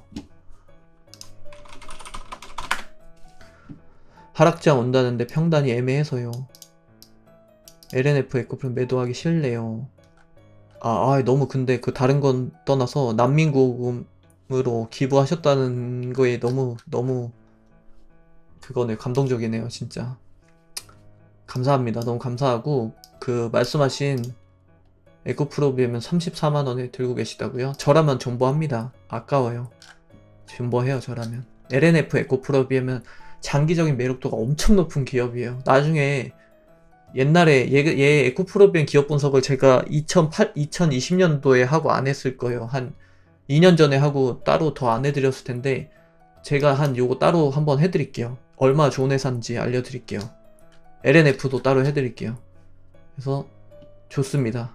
좋고, 하락장이 온다고는 안 했어요. 네, 하락장 온다고 안 했고, 단기 저점 매수 기회가 올 수 있다고 한 거죠. 하락장은 이거고요. 단기 저점 매수 기회는 이거예요. 이것과 이거의 그림이 차이가 많죠. 단기 저점 매수가 가장 좋은 매수 타점이에요. 쉬운 매수 타점이라고 해야 되겠죠? 제일 수익 보기 편한 흐름. 이건 제일 힘든 그림. 이미 하락장은 왔어요. 우리 증시에. 그리고 나서 우크라이나로 인해서 단기 저점 매수가 이렇게 오고 있는 과정인 거예요. 이 그림을 잘 보세요. 하락장은 이미 왔고요. 그 과정에서 이렇게 가고 있는 건데 단기 저점 매수를 잡아야 되겠죠. 이런 과정에서는요. 그래 하시면 돼요. 게임주들은 그래도 좀 조심하세요. 그리고 뭐 넷마블, 캅겜, 그리고 크래프톤, NC소프트는 제가 단 한 번도 긍정적으로 얘기 드린 적이 없어요. 단 한 번도. 그렇게 오랜 시간 동안 공부하면서. 그래서 그렇게 안 좋게 얘기하는 데는 이유는 있어요. 확실히 제가 안 좋은 걸 좋게 얘기한 적은 거의 없거든요. 그러니까 그럴 때 좀 잘 유심히 들어보세요. 제가 왜 싫어하는지. 근데 물론 뭐 제가 늘 맞는 게 아니잖아요. 기관 애들은 선호도가 좀 높아요. 또 저랑 또 되게 좀 달라요. 게임주를 보는 시각은요. 대체로 기관 애들이 선호하는 기업은 넷마블, 크래프톤, 카카오 게임즈예요. NC소프트까지 이렇게 좋게 보더라고요. 정반대죠, 진짜 이거는. 그래서 잘 모르겠습니다. 아무튼 판단 잘 하시고. 그래서 보면은 기관 애들이 많이 사더라고요. 최근 제가 계속 지켜봤었는데 이상하게 많이 사더라고요. 자, 뭘 샀는지 오늘 한번 봅시다. 하이닉스, 얘기 좋게 들립니다. 삼성전자도 반도체 D램 업황도 좋아지고 있고 낸드도 마찬가지인데 이제 공급 부족으로 넘어가고 있다고 말씀드렸죠 아까. 앞으로 유리해진다는 뜻입니다. 그리고 포스코는 뭐 우크라이나 이슈로 인해서 들어간 것 같고요. 두산중공업도 수혜를 받을 거라고 하더라고요. 요번에 그 우크라이나 때문에 그런 얘기가 있고, HMM도 똑같아요. 우크라이나 때문에 해운주들 다 받을 거라고 하더라고요. 그리고 SK 이건 매도군요. 그리고 한국전력도 마찬가지죠. 이것도 또 에너지 수혜주죠. 그리고 KB금융 금융주에 대한 매력 순매수를 너무 지속적으로 가져가고 있네요. 그죠? 진짜 며칠 연속이죠 이게. 그리고 이것도 빼먹었네요. 하나 에어로스페이스에 대한 얘기 긍정적으로 들립니다. 이것도 지난번부터 얘기 드리려고 그랬는데 계속 까먹네요. 하나 에어로스페이스에 대해서 긍정적인 얘기가 돕니다. 실적이 굉장히 좋을 거라 그러죠. 에어로스페이스랑 그 다음에 하나그룹에 대한 얘기도 있어요. 저점 매수 찬스다라는 얘기 있습니다. 3만원 초반이면 저도 싸게 봅니다. 이 친구가 가지고 있는 기업 내용에 비해서 싼 편이에요. 3만원이면. 그리고 보던 거 마저 볼게요. 크래프톤 사네요. 크래프톤. 그리고 카카오페이도 많이 사더라고요. 저점 매수 기회로 잡고 있는 것 같습니다. 그리고 LG전자도 지금 며칠 연속 순매수인지 모르겠어요. 이것도 눈에 띄고요. GS건설도 자주 사네요. LG이노텍도, KT도, 통신주들도 많이 사더라고요. 통신주들. 매력도를 높게 잡고 있는 것 같습니다. 근데 워낙 무거워가지고 얘는 자본금만 1조 5천이에요. 액면가 5천원에 자본금 1조 5천에 시총이 8조 7천. 상당히 무거운 주식이죠. 그리고 레버리지 들어갔네요. 오늘은 회복할 거라고 보나봐요. 그리고 기관들이 들어간 거 봅시다. 한국전력 마찬가지죠. 수혜주고 한국가스공사 수혜주고요. DLENC 건설주, 페노션 수혜주, 하나 에어로스페이스는 기분 좋은 얘기들이 지금 돕니다. 찌라시가 많이 돌아요. 한 일주일 됐어요. 그리고 휠라홀딩스 의류주, 삼성중공업도 수혜주, 그리고 카카오페이는 저점 매수 기회인 것 같아요. 얘네 보니까 카카오그룹에 대해서 긍정적으로 바라보는 것 같아요. 외국인 기관 모두 다. OCI도 좋은 얘기 나옵니다. 지금 CS윈드도 살짝 들렸었어요. 한 2주 전에. J컨텐트리는 제가 오늘 말씀드렸죠. 얘기 건설주, 금융주, 그리고 증권주 다 마찬가지고요. 단기채 좀 들어갔네요. 자, 여기까지 딱 보면은 전반적으로 내용이 확실하죠. 수혜주들 다 맞고, 그리고 지난주에 이어서 금융주들 좀씩 모으고 있는 거 확실히 보여지고, 거기서 계속 반복되는 패턴은 카카오페이, LG전자, LG이노텍, KT 요 정도 계속 지금 한 일주일 연속으로 눈에 띄는 수급이 보여지는 기업이고, 그렇습니다. 그리고 중소형주들은 볼게요. LNF, 위메이드, 에코프로비엠이 엄청 사요. 지금 이것도 한 일주일 넘게 지속되는 흐름인 것 같습니다. 계속해서 순매수 1, 2위를 하고 있고, 그리고 심텍도 자주 보입니다. 그리고 엔터주들도 마찬가지, SM, YG 다 마찬가지죠. 지난주에 저랑 같이 공부하신 분들은 다 기억나시죠? 계속해서 반복돼서 들어오고, 컴투스 홀딩스 들어와 있고요. 주성 엔지니어링도 자주 보이네요. 그리고 대주전자재료도 간간히, 아프리카TV도 간간히 보이고, 자, 여기서 보여지는 거, 오랜만에 보여지는 거는 자이언트 스텝, 위직 스튜디오, 메타버스 쪽으로 좀 닿네요. 그리고 엔터주들, 메타버스도 게임주, 옛날 기억나시죠? 2차전지까지 2차전지, 엔터, 게임, 메타버스가 장을 움직였던 1월, 2월이죠. 12월, 1월인가요? 이 2달간 이어졌던 이 성장주 장세에서 2월 한 달 동안 크게 빠졌던 애들 위주로 다시 담네요. 그죠? 저점 매수 기회로 삼는 것 같습니다. 요 흐름은요. 그 정도 느낌이고, 티플렉스도 마찬가지. 러시아 이슈 관련주죠. 원자재 관련주고요. 그리고 이쪽도 보면은 카카오 게임즈, 역시나 카카오에 대한 선호도가 높아요. 그리고 네오이즈, 아까 게임즈 중에서 볼만하다고 말씀드렸고, 인터플렉스, 주성 엔지니어링도 자주 보입니다. 컴투스 홀딩스, YG 엔터테인먼트 여기에 포함되죠. 그리고 이렌텍, 뭐 얘는 좋은 애니깐요. 아프리카 TV, 그리고 안랩도 자주 보인다고 했죠. 그리고 뭐 키스트, JYP 다 마찬가지, SM, 엔터주들 여기 또 다 들어갑니다. A스토리, 뉴 이런 애들도 다 마찬가지죠. 성장주들 요 위주로 담았네요 오늘은. 그러면 크게 빠졌던 애들 위주로 담아놨구나 라는 거 보여지고, 경제가 앞으로 좋아질 것에 대한 베팅을 그래도 좀 하네요. 그죠? 그런 흐름이라고 보시면 될 것 같아요. 2차전지, 게임주, 엔터, 메타버스 위주로 담았군요. 오늘은요. 앞으로 저게 지속되는지를 보셔야 될 것 같아요. 그죠?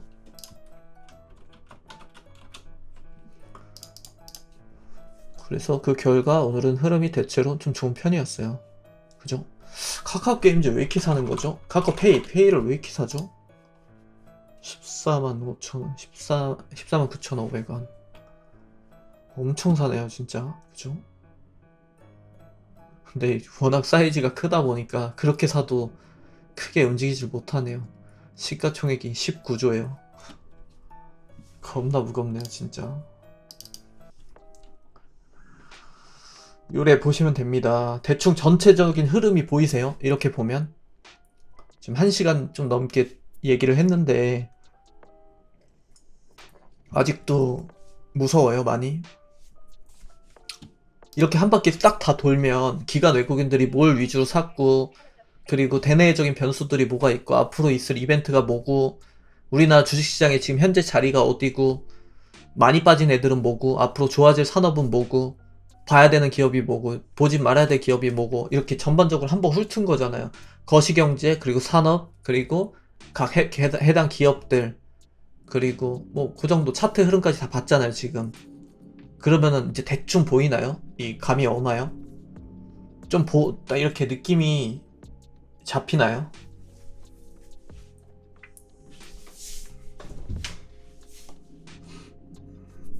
느낌이 잡히셔야 되는데.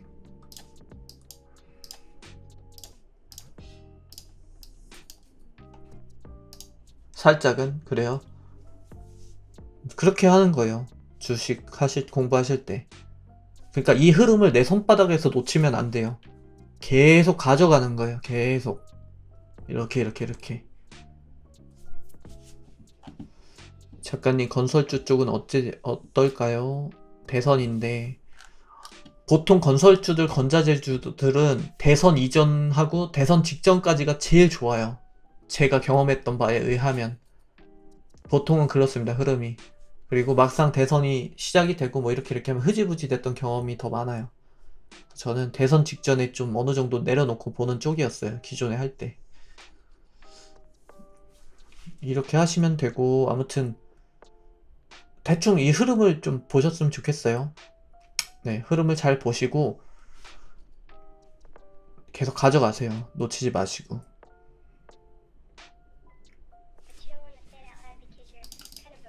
아니요, 건자재 꽤 좋았어요. 지금 며칠 연속으로 계속 다 좋았어요. 꽤.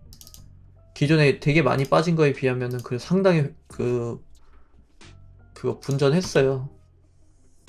맞을 거예요. 기존에 빠진 거에 비하면.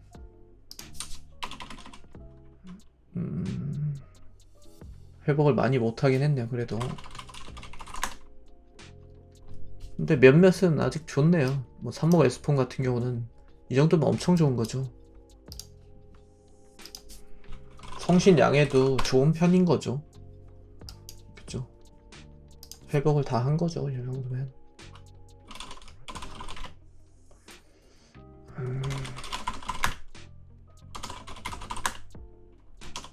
못한 애들도 많구나. DLNC도 그렇고. 유리주는 타격을 받을 수밖에 없어요. 자동차 때문에 그래요. 네네, 안녕하세요. 반갑습니다. 전반적으로 시장이 좀 무거워가지고 그 영향도 있어요.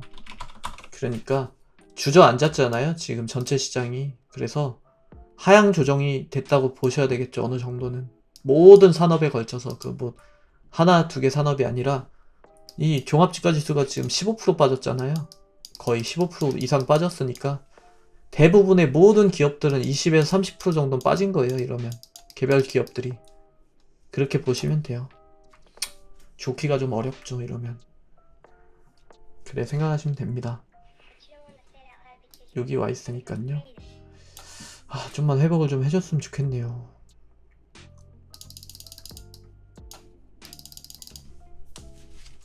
그래서 잘 대응하셔가지고 손실 더 나지 않으셨으면 좋겠습니다.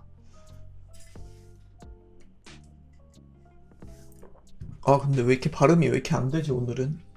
이상하네요. 혀가 왜 이렇게 꼬이죠?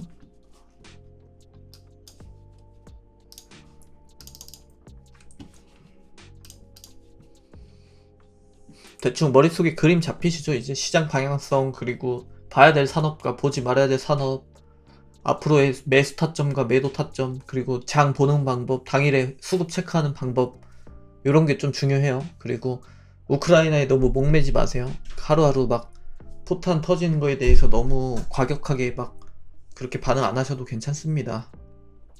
괜찮아요.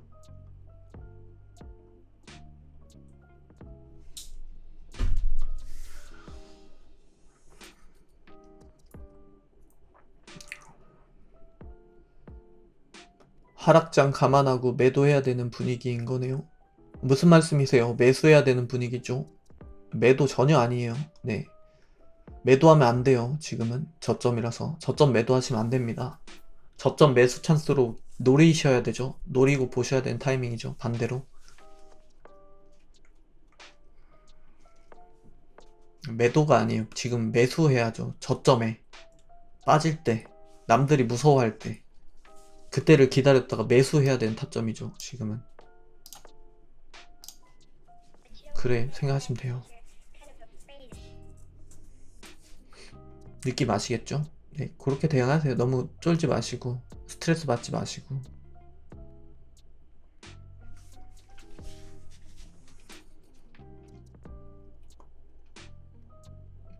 네네네. 근데 그 수익은 짧게 잡으셔도 되고요.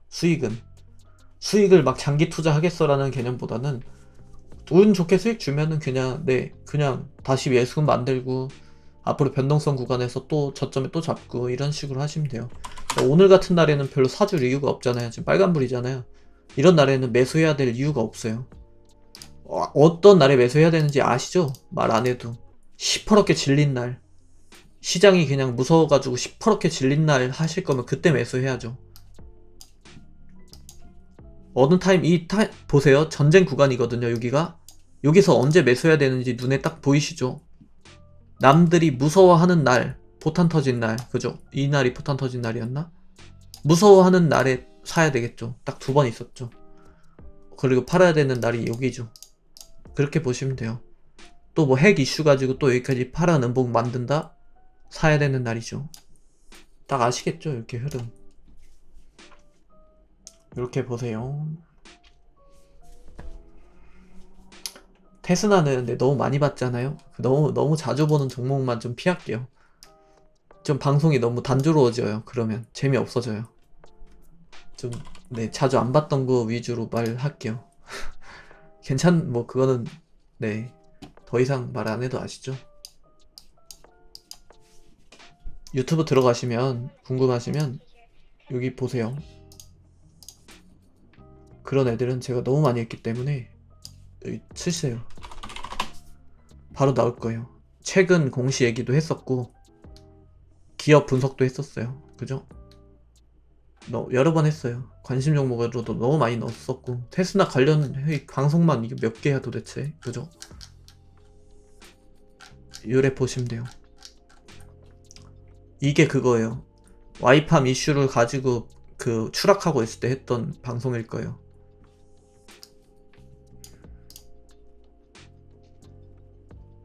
맞아요. 그렇게 생각하시면 됩니다. 아무 상관없어요. 네, 개인만 사든 뭐 기관만 사든 상관없습니다. 뭔 상관이에요, 그게.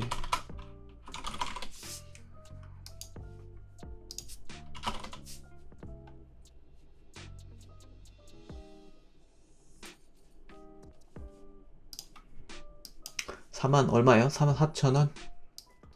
매력적으로 가고 있네요. 매력적으로 가고 있습니다. 44 밑이면 좋아요. 44 밑.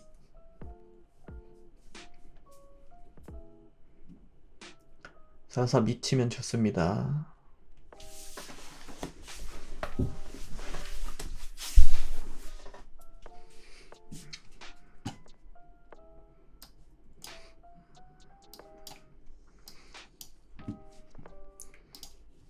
떨어지고 있을 때 못 사면 올라가고 있을 때 지금 사도 되나요? 라는 질문을 할 가능성이 높으세요. 보면은 보세요.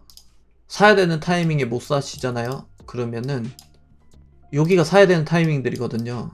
이 파란색들이 다 이런 지점 다 사야 되는 타이밍인데 꼭 이때 못 사시고 무서워 하셨던 분들이 올라가면 지금이라도 사도 되나요? 라고 반대로 질문하시거든요.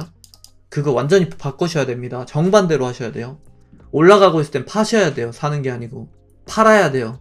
파는 타이밍 5만원 초반이라고 계속 말했죠.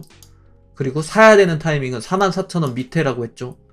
여기서 사면 아주 좋다 그랬죠.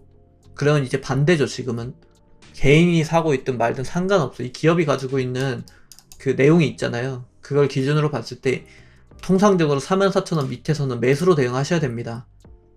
4만 초반에서 한 요정도 사이 구간이면 좋아요. 좋아요. 저는 한 42,000원 정도에 사고 싶네요. 제일 좋아요. 42,000원이 무섭지도 않고 너무 욕심 크게 부리는 것도 아닌 정도? 그 정도에 사면 아주 좋을 것 같아요. 그랬다 물린다? 냅둬요 그냥. 천천히 냅두세요. 천천히 냅두세요 그냥. 지금은 슬슬 사야 돼요. 사야죠. 네, 강한 엄마님 감사합니다. 고맙습니다. 감사합니다.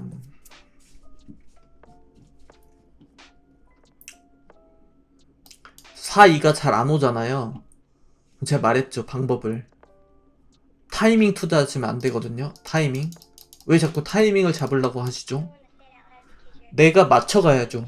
그걸 기다리는 게 아니라 내가 맞춰야죠. 평단을 녹이면서 맞춰가야죠. 한 4,6부터는 사야죠. 4,6에도 사고 4,4에도 사고 만약에 여기서 더 빠져줘서 사이가 나아지면 거기서 더 사서 내 평단을 내가 맞춰야죠. 점점. 이 기본이잖아요. 분할 매수에. 그게 아니라 사이가 올 때 기다리면 절대 안 되죠. 안 주면 어떡할 거예요. 약오르게 여기처럼 500원에서 올리면 어떡할 거예요. 이렇게 못 사는 거잖아요. 이것도 뭐죠? 결국은 이거죠. 그쵸? 이거 하시면 안 되죠. 이거 하시면 안 되고 천천히 사라 했죠. 그냥 천천히 욕심내지 말고 46 밑에서 정도 사면 돼요. 그냥 사시고 이러다가 만약에 운 좋게 이때처럼 39,000원도 한번 준다. 그러면 얼마나 감사합니까? 내가 사놨는데 내가 평단을 낮출 수 있는 기회를 또 주는 거잖아요. 너무 감사하죠. 그러면 절해야죠 진짜. 근데 뭐 그 위에서 욕심 부려가지고 한 번에 다 사거나 이러면은 이제 이렇게 되면 망하죠.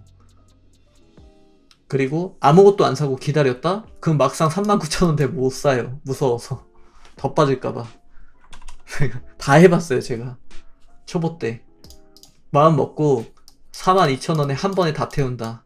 1억 한 번에 42,000원에 들어간다. 이렇게 마음 먹었던 적도 있어요. 옛날에 돌이켜보면 막 이렇게 했다며 전 주식을. 사이만 줘라 내 1억 다 태운다 한 큐에. 그리고 안 보고 나 자식 물려준다 마인드. 막상 사이 주잖아. 이렇게 하면 못 사요. 아 500원만 더 싸게 사자. 아 진짜 500원만 더. 차이 크다. 1억에 500원 크다. 막 이러다가 막상 395 오잖아요. 못 사요. 뭐야 이거. 38 있는 거 아니야? 아 딱 100원만 더 싸보자. 38만 보고 사자. 이러다 못 사요. 결국은. 그리고 한 큐에 다 사잖아요. 절망이 빠르게 옵니다. 그러다가 만약에 한 4,4쯤에 아이 나 사이까지 못 기다리겠으니까 사이는 설마 안 오겠지 하고 한 큐에 다 사잖아요. 4,4에. 그러면 기분이 더러워져요. 그랬다 사이에 오잖아요. 그럼 이것만 해도 지금 5%거든요. 그러면 1억 사면 마이너스 500만원 시작이에요. 기분이 일단 더러워요. 그래서 본전 오면 팔아요. 무서워서. 한 번에 사면 본전 오면 팔아요. 다시 무서워져서. 마이너스 500 본 거 기억이 트라우마로 남아서. 한방 몰빵 매수는요, 어느 방향성이든 나한테 좋은 영향을 안 미쳐요. 제 경험적으로. 올라가든 떨어지든 포지션 못 잡아요. 어차피 제가 다 해봤어요. 알아요. 많이 떨어지면 너무 무서워서 더 못 사고, 중간 지점에서 어설프게 몰빵하면 떨어졌을 때 그 트라우마 때문에 그것 때문에 올라오면은 본전으로 나가고 싶어져서 또 재미 없어져요. 결국은 답은 하나예요. 매수는 분할 매수해야 돼요. 진짜 그게 진리예요, 진리. 그래야만 안정적으로 내가 원하는 물량을 채울 수도 있고, 떨어져 주면 산 게 있어가지고 살 수밖에 없어요. 44에서 사놓은 게 있어서 39 가면 살 수밖에 없어요. 주구나 사나 그냥 사게 돼요. 그냥 기분 더럽더라도 사게 되거든요. 그냥 손이 가긴 가요, 매수에. 너무 억울해서. 근데 요걸 안 해놓으면 못 사요. 그리고 올라가 주면 좋고요, 그냥. 네, 어떤 방향성이든 어쨌든 그래야 하는 게 좋아요. 제가 안 해봤겠습니까, 이거를? 다 해봤지. 아, 네, 띠움님도 오랜만이네요. 반갑습니다. 안녕하세요. 원칙을 지키세요, 원칙을. 네, 원칙을 지키세요. 원칙은 지켜야 돼요. 변수가 나오는 한이 있더라도 지켜야 돼요. 그 주식시장의 가장 큰 장점이 뭔지 아세요? 타이머가 없어요. 이자를 안 받아요. 얼마를 보유하고 있든지 간에. 내가 어떤 실수를 저지른다 그래도 시간이 우리 편이에요. 견뎌버리면 돼요, 그냥 그 시간을. 언제까지? 역실적에서 다시 유동성 장세 올 때까지 기다려버리면 돼요, 그냥. 에라 모르겠다로. 기다리죠, 뭐. 제가 30대니까 요번에 물린다? 40대까지 기다릴게, 그냥. 40대 그때쯤 되면 뭐 애기 있겠죠? 애기 날 때까지 기다릴게요, 그냥. 물리면. 그런 마인드. 언젠간 오겠지. 한번 기다려본다. 약간 그런 느낌으로 하시면 되죠. 그럼 오지 않겠어요, 언젠가는? 그죠? 언젠가는 오겠죠. 뭐 예를 뭘로 들어드릴까? 뭐가 적절할까요? 얘가 어떤 얘가 적절할까?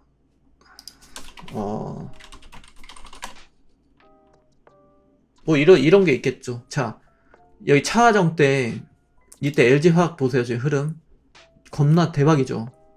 자동차 화학 정유가 날뛰던 장세거든요, 여기가. 이때 LG화학 보면은 50만원까지 갔었어요. 그죠? 한 2만원짜리가 지금 50만원 가 있었단 말이에요. 이때만 해도. 여기서 물린 사람들은 이제 지옥 구경하는 거예요. 여기가 유동성 장세잖아요. 여기 유동성이거든요. 근데 이제 실적 장세 넘어가면서 박스권 갇히면서 어떻게 됐죠? 지옥 구경하죠. 이때부터 거의 20만원대에서 놀아버리죠. 그럼 마이너스 한 50 이상 50, 60 됐을 거예요. 여기서 물리신 분들은. 그럼 여기서 눈 딱 감고 12년 기다렸으면 돼요. 12년 기다려서 다음 유동성 장세 만났을 때 네, 곱하기 2배로 이익절 하셨겠네요. 100만원에 고점 매도 하셨으면. 네, 이런 느낌 하시면 돼요. 네네, 세스나님도 네, 안녕하세요. 네, 12년 존버하시면은 살아납니다. 12년에 대한 기회비용은요? 우리가 지금 기회비용 따질 때입니까? 물린 거 탈출하는 것만으로도 절해야지. 무슨 기회비용이요? 네, 여기서 물리면 뭐 그렇게 대응하시면 돼요, 앞으로. 현대차도 비슷할 건데, 차트. 그죠? 얘도 차화정이거든요. 요때 대박으로 움직였던 애 중에 하나거든요. 차화정 이후에 유동성 장세 이후에 그래도 얘는 2번 기회를 줬어요. 탈출할 수 있는 2번의 기회를 한 번 더 줬네요. 14, 15년도에. 그래서 이래도 말 안 들어? 이래도 날 믿어? 그럼 한번 당해봐 해가지고 14부터 22년까지 얘는 맞네요. 21년이니까 얘는 7년 존버. 7년 존버 했으면 본전 탈출했겠네요. 본전 탈출. 네. 이렇게 까분다고? 그럼 한번 당해봐 이거죠. 이래 보시면 되고. 그러니까 이런 일이 옛날에는 많았거든요. 여러분 이게 너무 힘들죠. 근데 5년에서 한 뭐 6, 7년 존버하는 일은 허다했어요 진짜. 너무 많았어가지고 저는 좀 익숙한데 여러분들은 1년만 존버하라 그래도 머리에 피가 거꾸로 솟는 느낌이죠.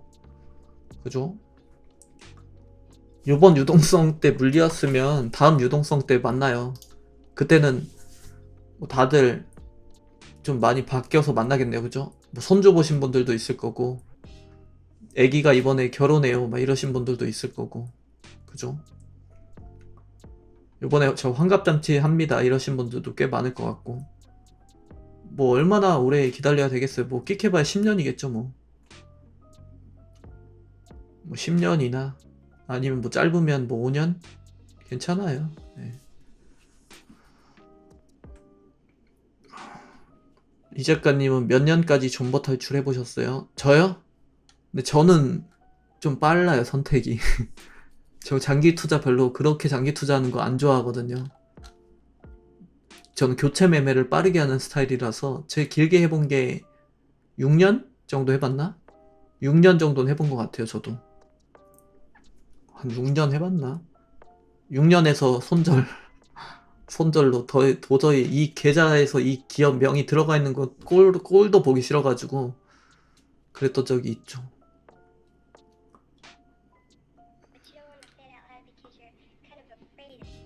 7년짜리 적금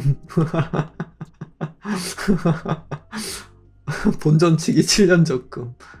아니 우리가 지금 본전 따질 때냐고요. 아니 본전 따질 때죠. 네? 본전 따질 때입니다. 본전이라도 주는 게 어디예요. 그렇게 까불다 물렸는데. 아이고 학우님 작가님 저 드디어 내일 한 달 만에 쉬어요. 유난히 힘들고 긴 겨울방학 특강이었는데 작가님과 라방 식구들 덕분에 잘 버틸 수 있어서 감사 인사드려요. 작가님과 식구들처럼 따스한 봄날에도 우리 함께해요. 이제 개인 시간 좀 생겼으니 열공할게요. 수고 많으셨어요. 공부 가르쳐 주신다고 하셨나요? 아이들? 아이고 선생님이시네요. 너무너무 축하드린다고 해야 되나? 네 축하드립니다. 감사합니다. 감사합니다.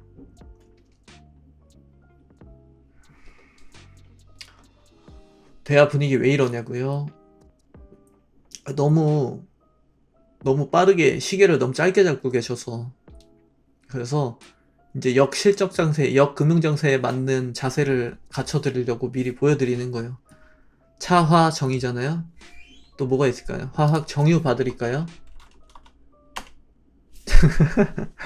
죄송합니다. 자꾸 이런 차트 보여드려서. 제가 차화정이라 그랬죠. 여기는 자동차, 화학, 정유는 다 이 차트라고 보시면 돼요. 여기 안에 포함되는 애들은 자동차, 현대차 받고 LG 화학 봤으니까 이제 정유 봐야 되겠죠. 갔습니다. 기분 좋게. 무려 얘는 12,000원이었거든요. 원래 17만원까지 갔었어요. 10배 올랐어요.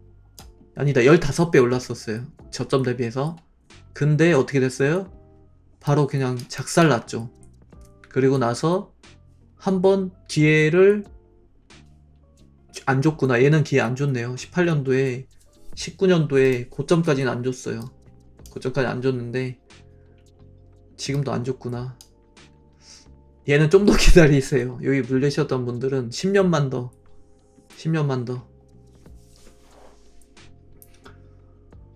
차라리 귀신 얘기를 해줘요. 무서워서 못 듣겠으니까. 아 그래요? 아무튼 네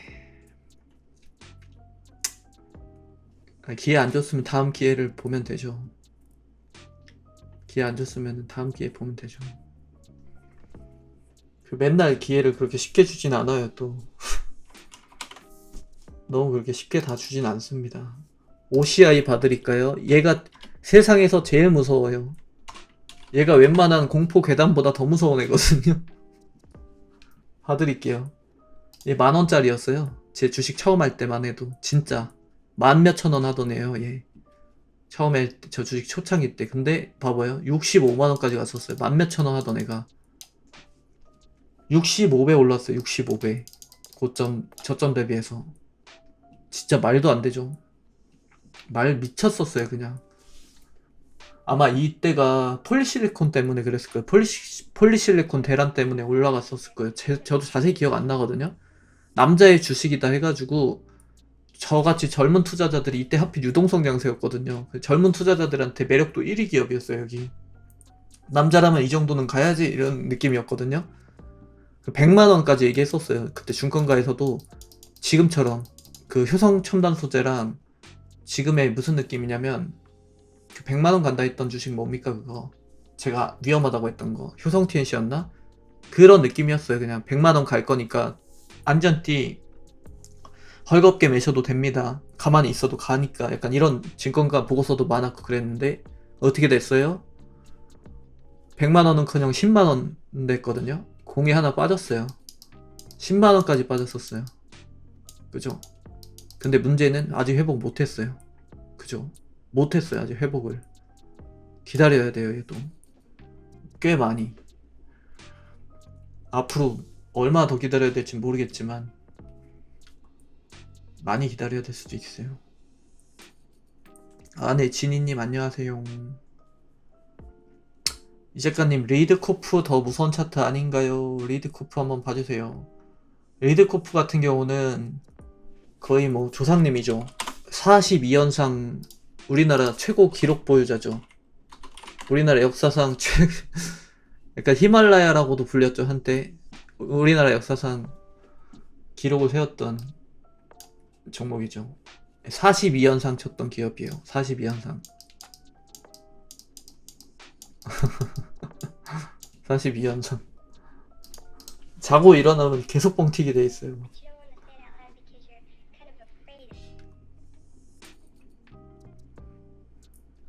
작가님, 삼성전자 8만원에 몰빵했는데 평단 낮추면서 77까지 내렸는데 괜찮아요. 77은. 네, 77은 괜찮아요. 배워보자 주식님. 77은 괜찮아요. 걱정 안 하셔도 돼요. 네, 괜찮아요. 근데 다음부터 그 몰빵은 하지 마시고 제가 아까 분할 매수 어떻게 하는지 알려드렸죠? 그거 꼭 지켜주시고. 네, 삼성전자는 괜찮아요. 쭉 들고 가세요. 배당도 천천히 받으시면서 이 삼성전자는요 그냥 그냥 차분히 가지고 가셔도 돼요. 오래오래 가지고 가셔도 됩니다. MC넥스 이번에 들어갔는데 시장 좋아질까요? 네, 저는 좋아질 거라고 보는 사람이에요. 좋아질 이슈들이 더 많다고 보는 쪽이에요.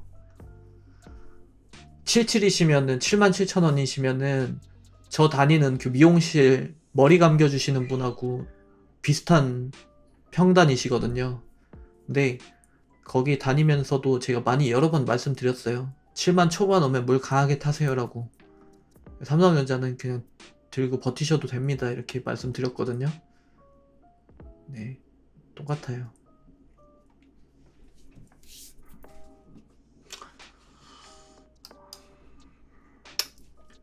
뭐 리드코프 뿐이 아니고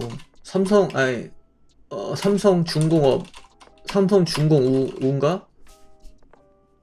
맞죠? 삼성중공우 맞죠? 제목이 작년에 제일 핫했던 거.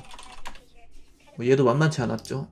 그죠? 얘가 몇 연상이었죠? 10연상이었나? 그죠? 10연상?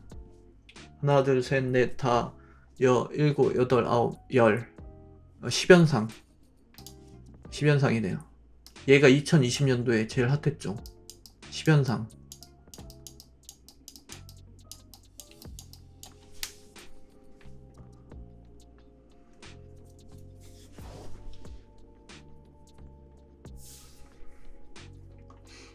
요때도 뭐 난리 났었죠. 카타르에 뭐 4조짜리 수주 받았다 그 이슈 가지고 쭉쭉 움직였죠. 옛날에 또 뭐 있었더라? 뭐 몇몇 있어요. 좀 유명한 애들.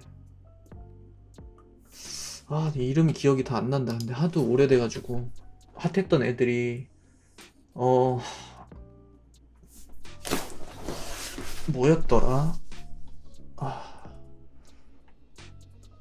중공업이야, 중공업. 삼성중공업. 아, 옛날에 핫했던 이름이 생각이 안 나네. 뭐더라?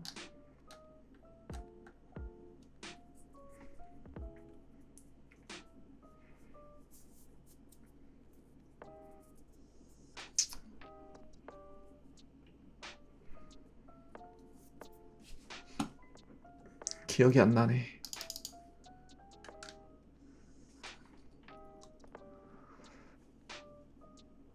러시아 국방부가 키예프에서 모든 민간인 떠나라고 했대요. 네, 아까 그 낮에 했어요.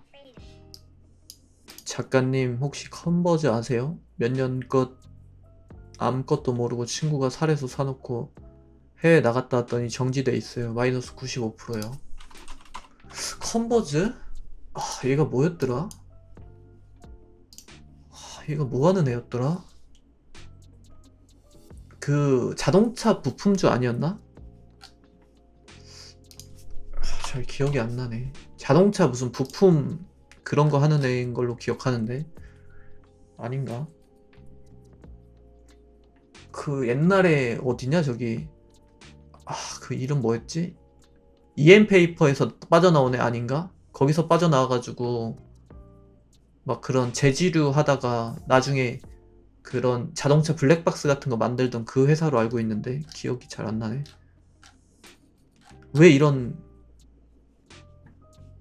그런 쓸데없는 기업을 하셨어요?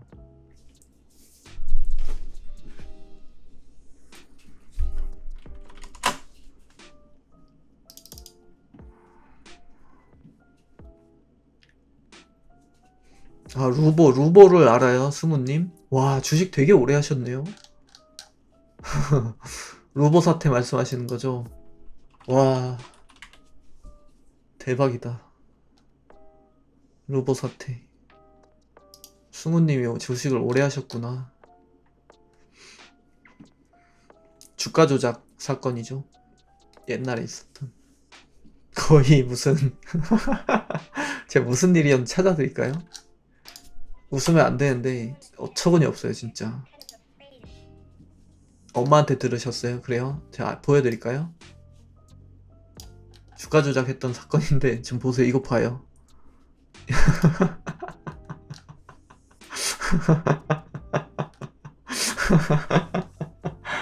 아, 웃으면 안 되는데 왜 이렇게 웃기냐 이거.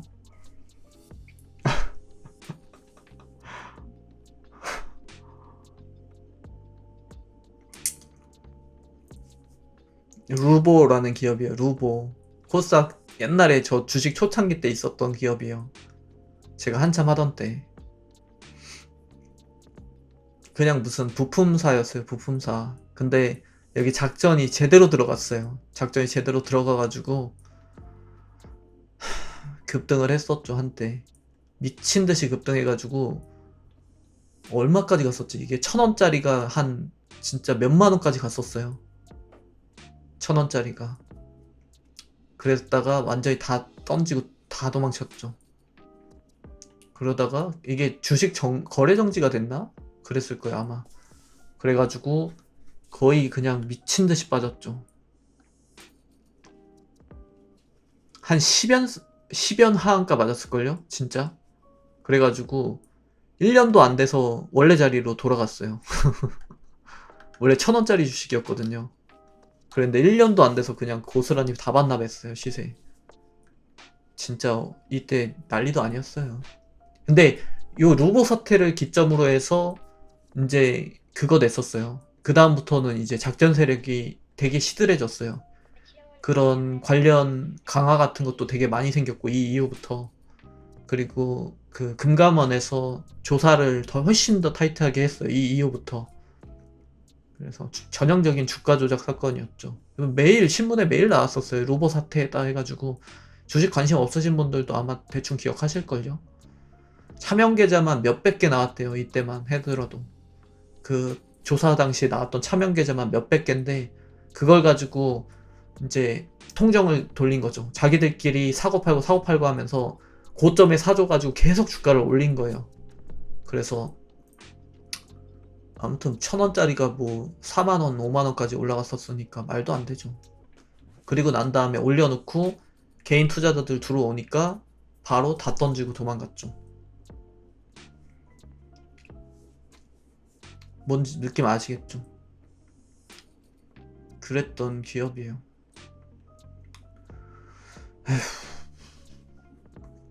괜히 이것 때문에 그때 당시에 증권사들도 문 닫은 건 아니고 영업정지당하고 난리도 아니었어요. 요 사태 연루돼가지고 증권사가 아예 거래를 못하게 막히기도 하고 막 그랬었어요. 증시 역사상 거의 최악의 사건이죠. 개인 투자자 손실 엄청 났죠. 어마어마하게 손실 받았죠. 안 됐어요. 보면은 불쌍해요.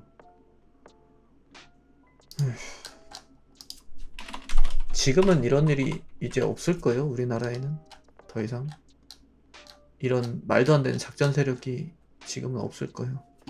이름 이걸로 바뀌었어요. 지금 요거 썬코어가 옛날 로고일 거예요. 아마 맞을 거예요. 이거 동력 전달 장치 이거 부품사.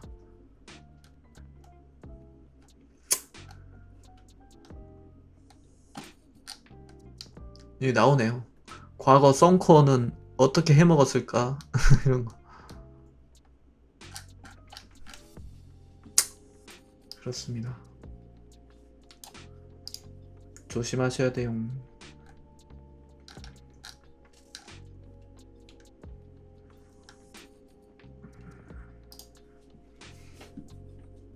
없어요, 없어요. 상패됐어요, 상패. 없어요.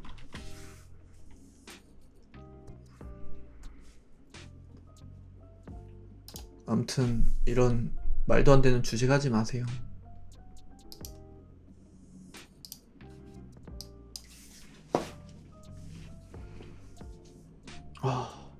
이 작가님, 모바일 기기 시장이 러시아랑 연관 큰가요? 아니요, 별로 안 커요. 모바일 기기보다는 자동차가 크죠. 우리나라 기준으로 말씀드리면 자동차가 영향이 더 많죠.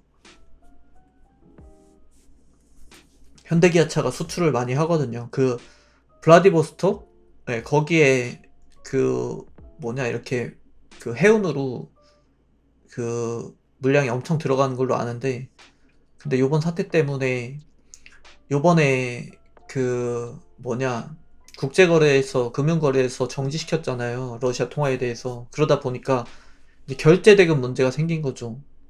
결제대금 어떻게 처리해야 될 것인가도 문제고, 중장기적으로는 수출 자체 타격을 줄 수도 있을 만한 이슈가 되기도 하고, 그리고 LNG 이제 러시아에서 천연가스에 대해서 각종 이제 에너지 원유를 비롯해서 천연자원에 대한 그런 공급 이슈가 나오다 보니까 이제 앞으로 조선업에서 LNG 수요가 늘어날 것이다. 우리나라 쪽으로 이제 수요가 반사수혜를 들어올 것이다. 이런 얘기들 많거든요. 근데 그러면서도 또 한편으로는 러시아 쪽으로 수출하는 그 선박에 대한 그 뭐라 해야 돼, 수주액을 제때 받지 못할 것이다라는 이슈가 같이 떠버려가지고 살짝 애매해진 거예요. 지금 또 그쪽도. 그래서 이거는 좋은 이슈야 아니면은 나쁜 이슈야 이렇게 해석도 안 되는 구간이에요. 지금은. 그래요. 자동차만 조금 불안할 수는 있어요. 당분간. 현대차가 17만 5천원. 네, 뭐 크게 걱정 안 하셔도 될 것 같아요. 대충 정리가 되셨죠? 어떻게 대응해야 되는지. 그렇게 보시면 됩니다.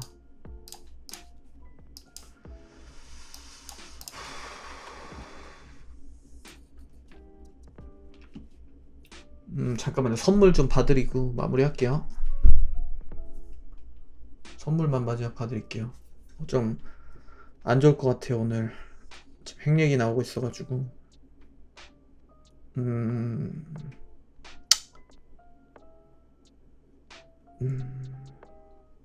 네, 하락이네요.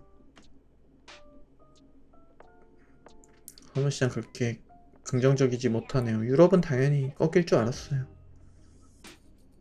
그리고 미국장은 나스닥은 소폭 하락 0.5%, 그리고 S&P는 0.9%.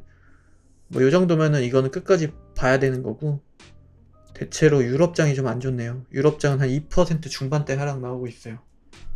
유럽장이 좀 안 좋고 미국장은 그냥 해볼만 하다, 끝까지 볼만 하다, 이렇게 보시면 되고, 우리나라는 뭐 전반적으로 상황이 이렇다 그러면 내일도 별로 재미는 없겠네요. 그렇게 보시면 될 것 같아요. 신풍제약은 또 뭡니까 오늘? 신풍제약은 뭐예요 또 갑자기? 왜 이랬는데? 상한가 갔어요? 갑자기 또 이러네. 아시죠? 지금 보면 안 되는 거? 보면 안 됩니다. 큰일 납니다.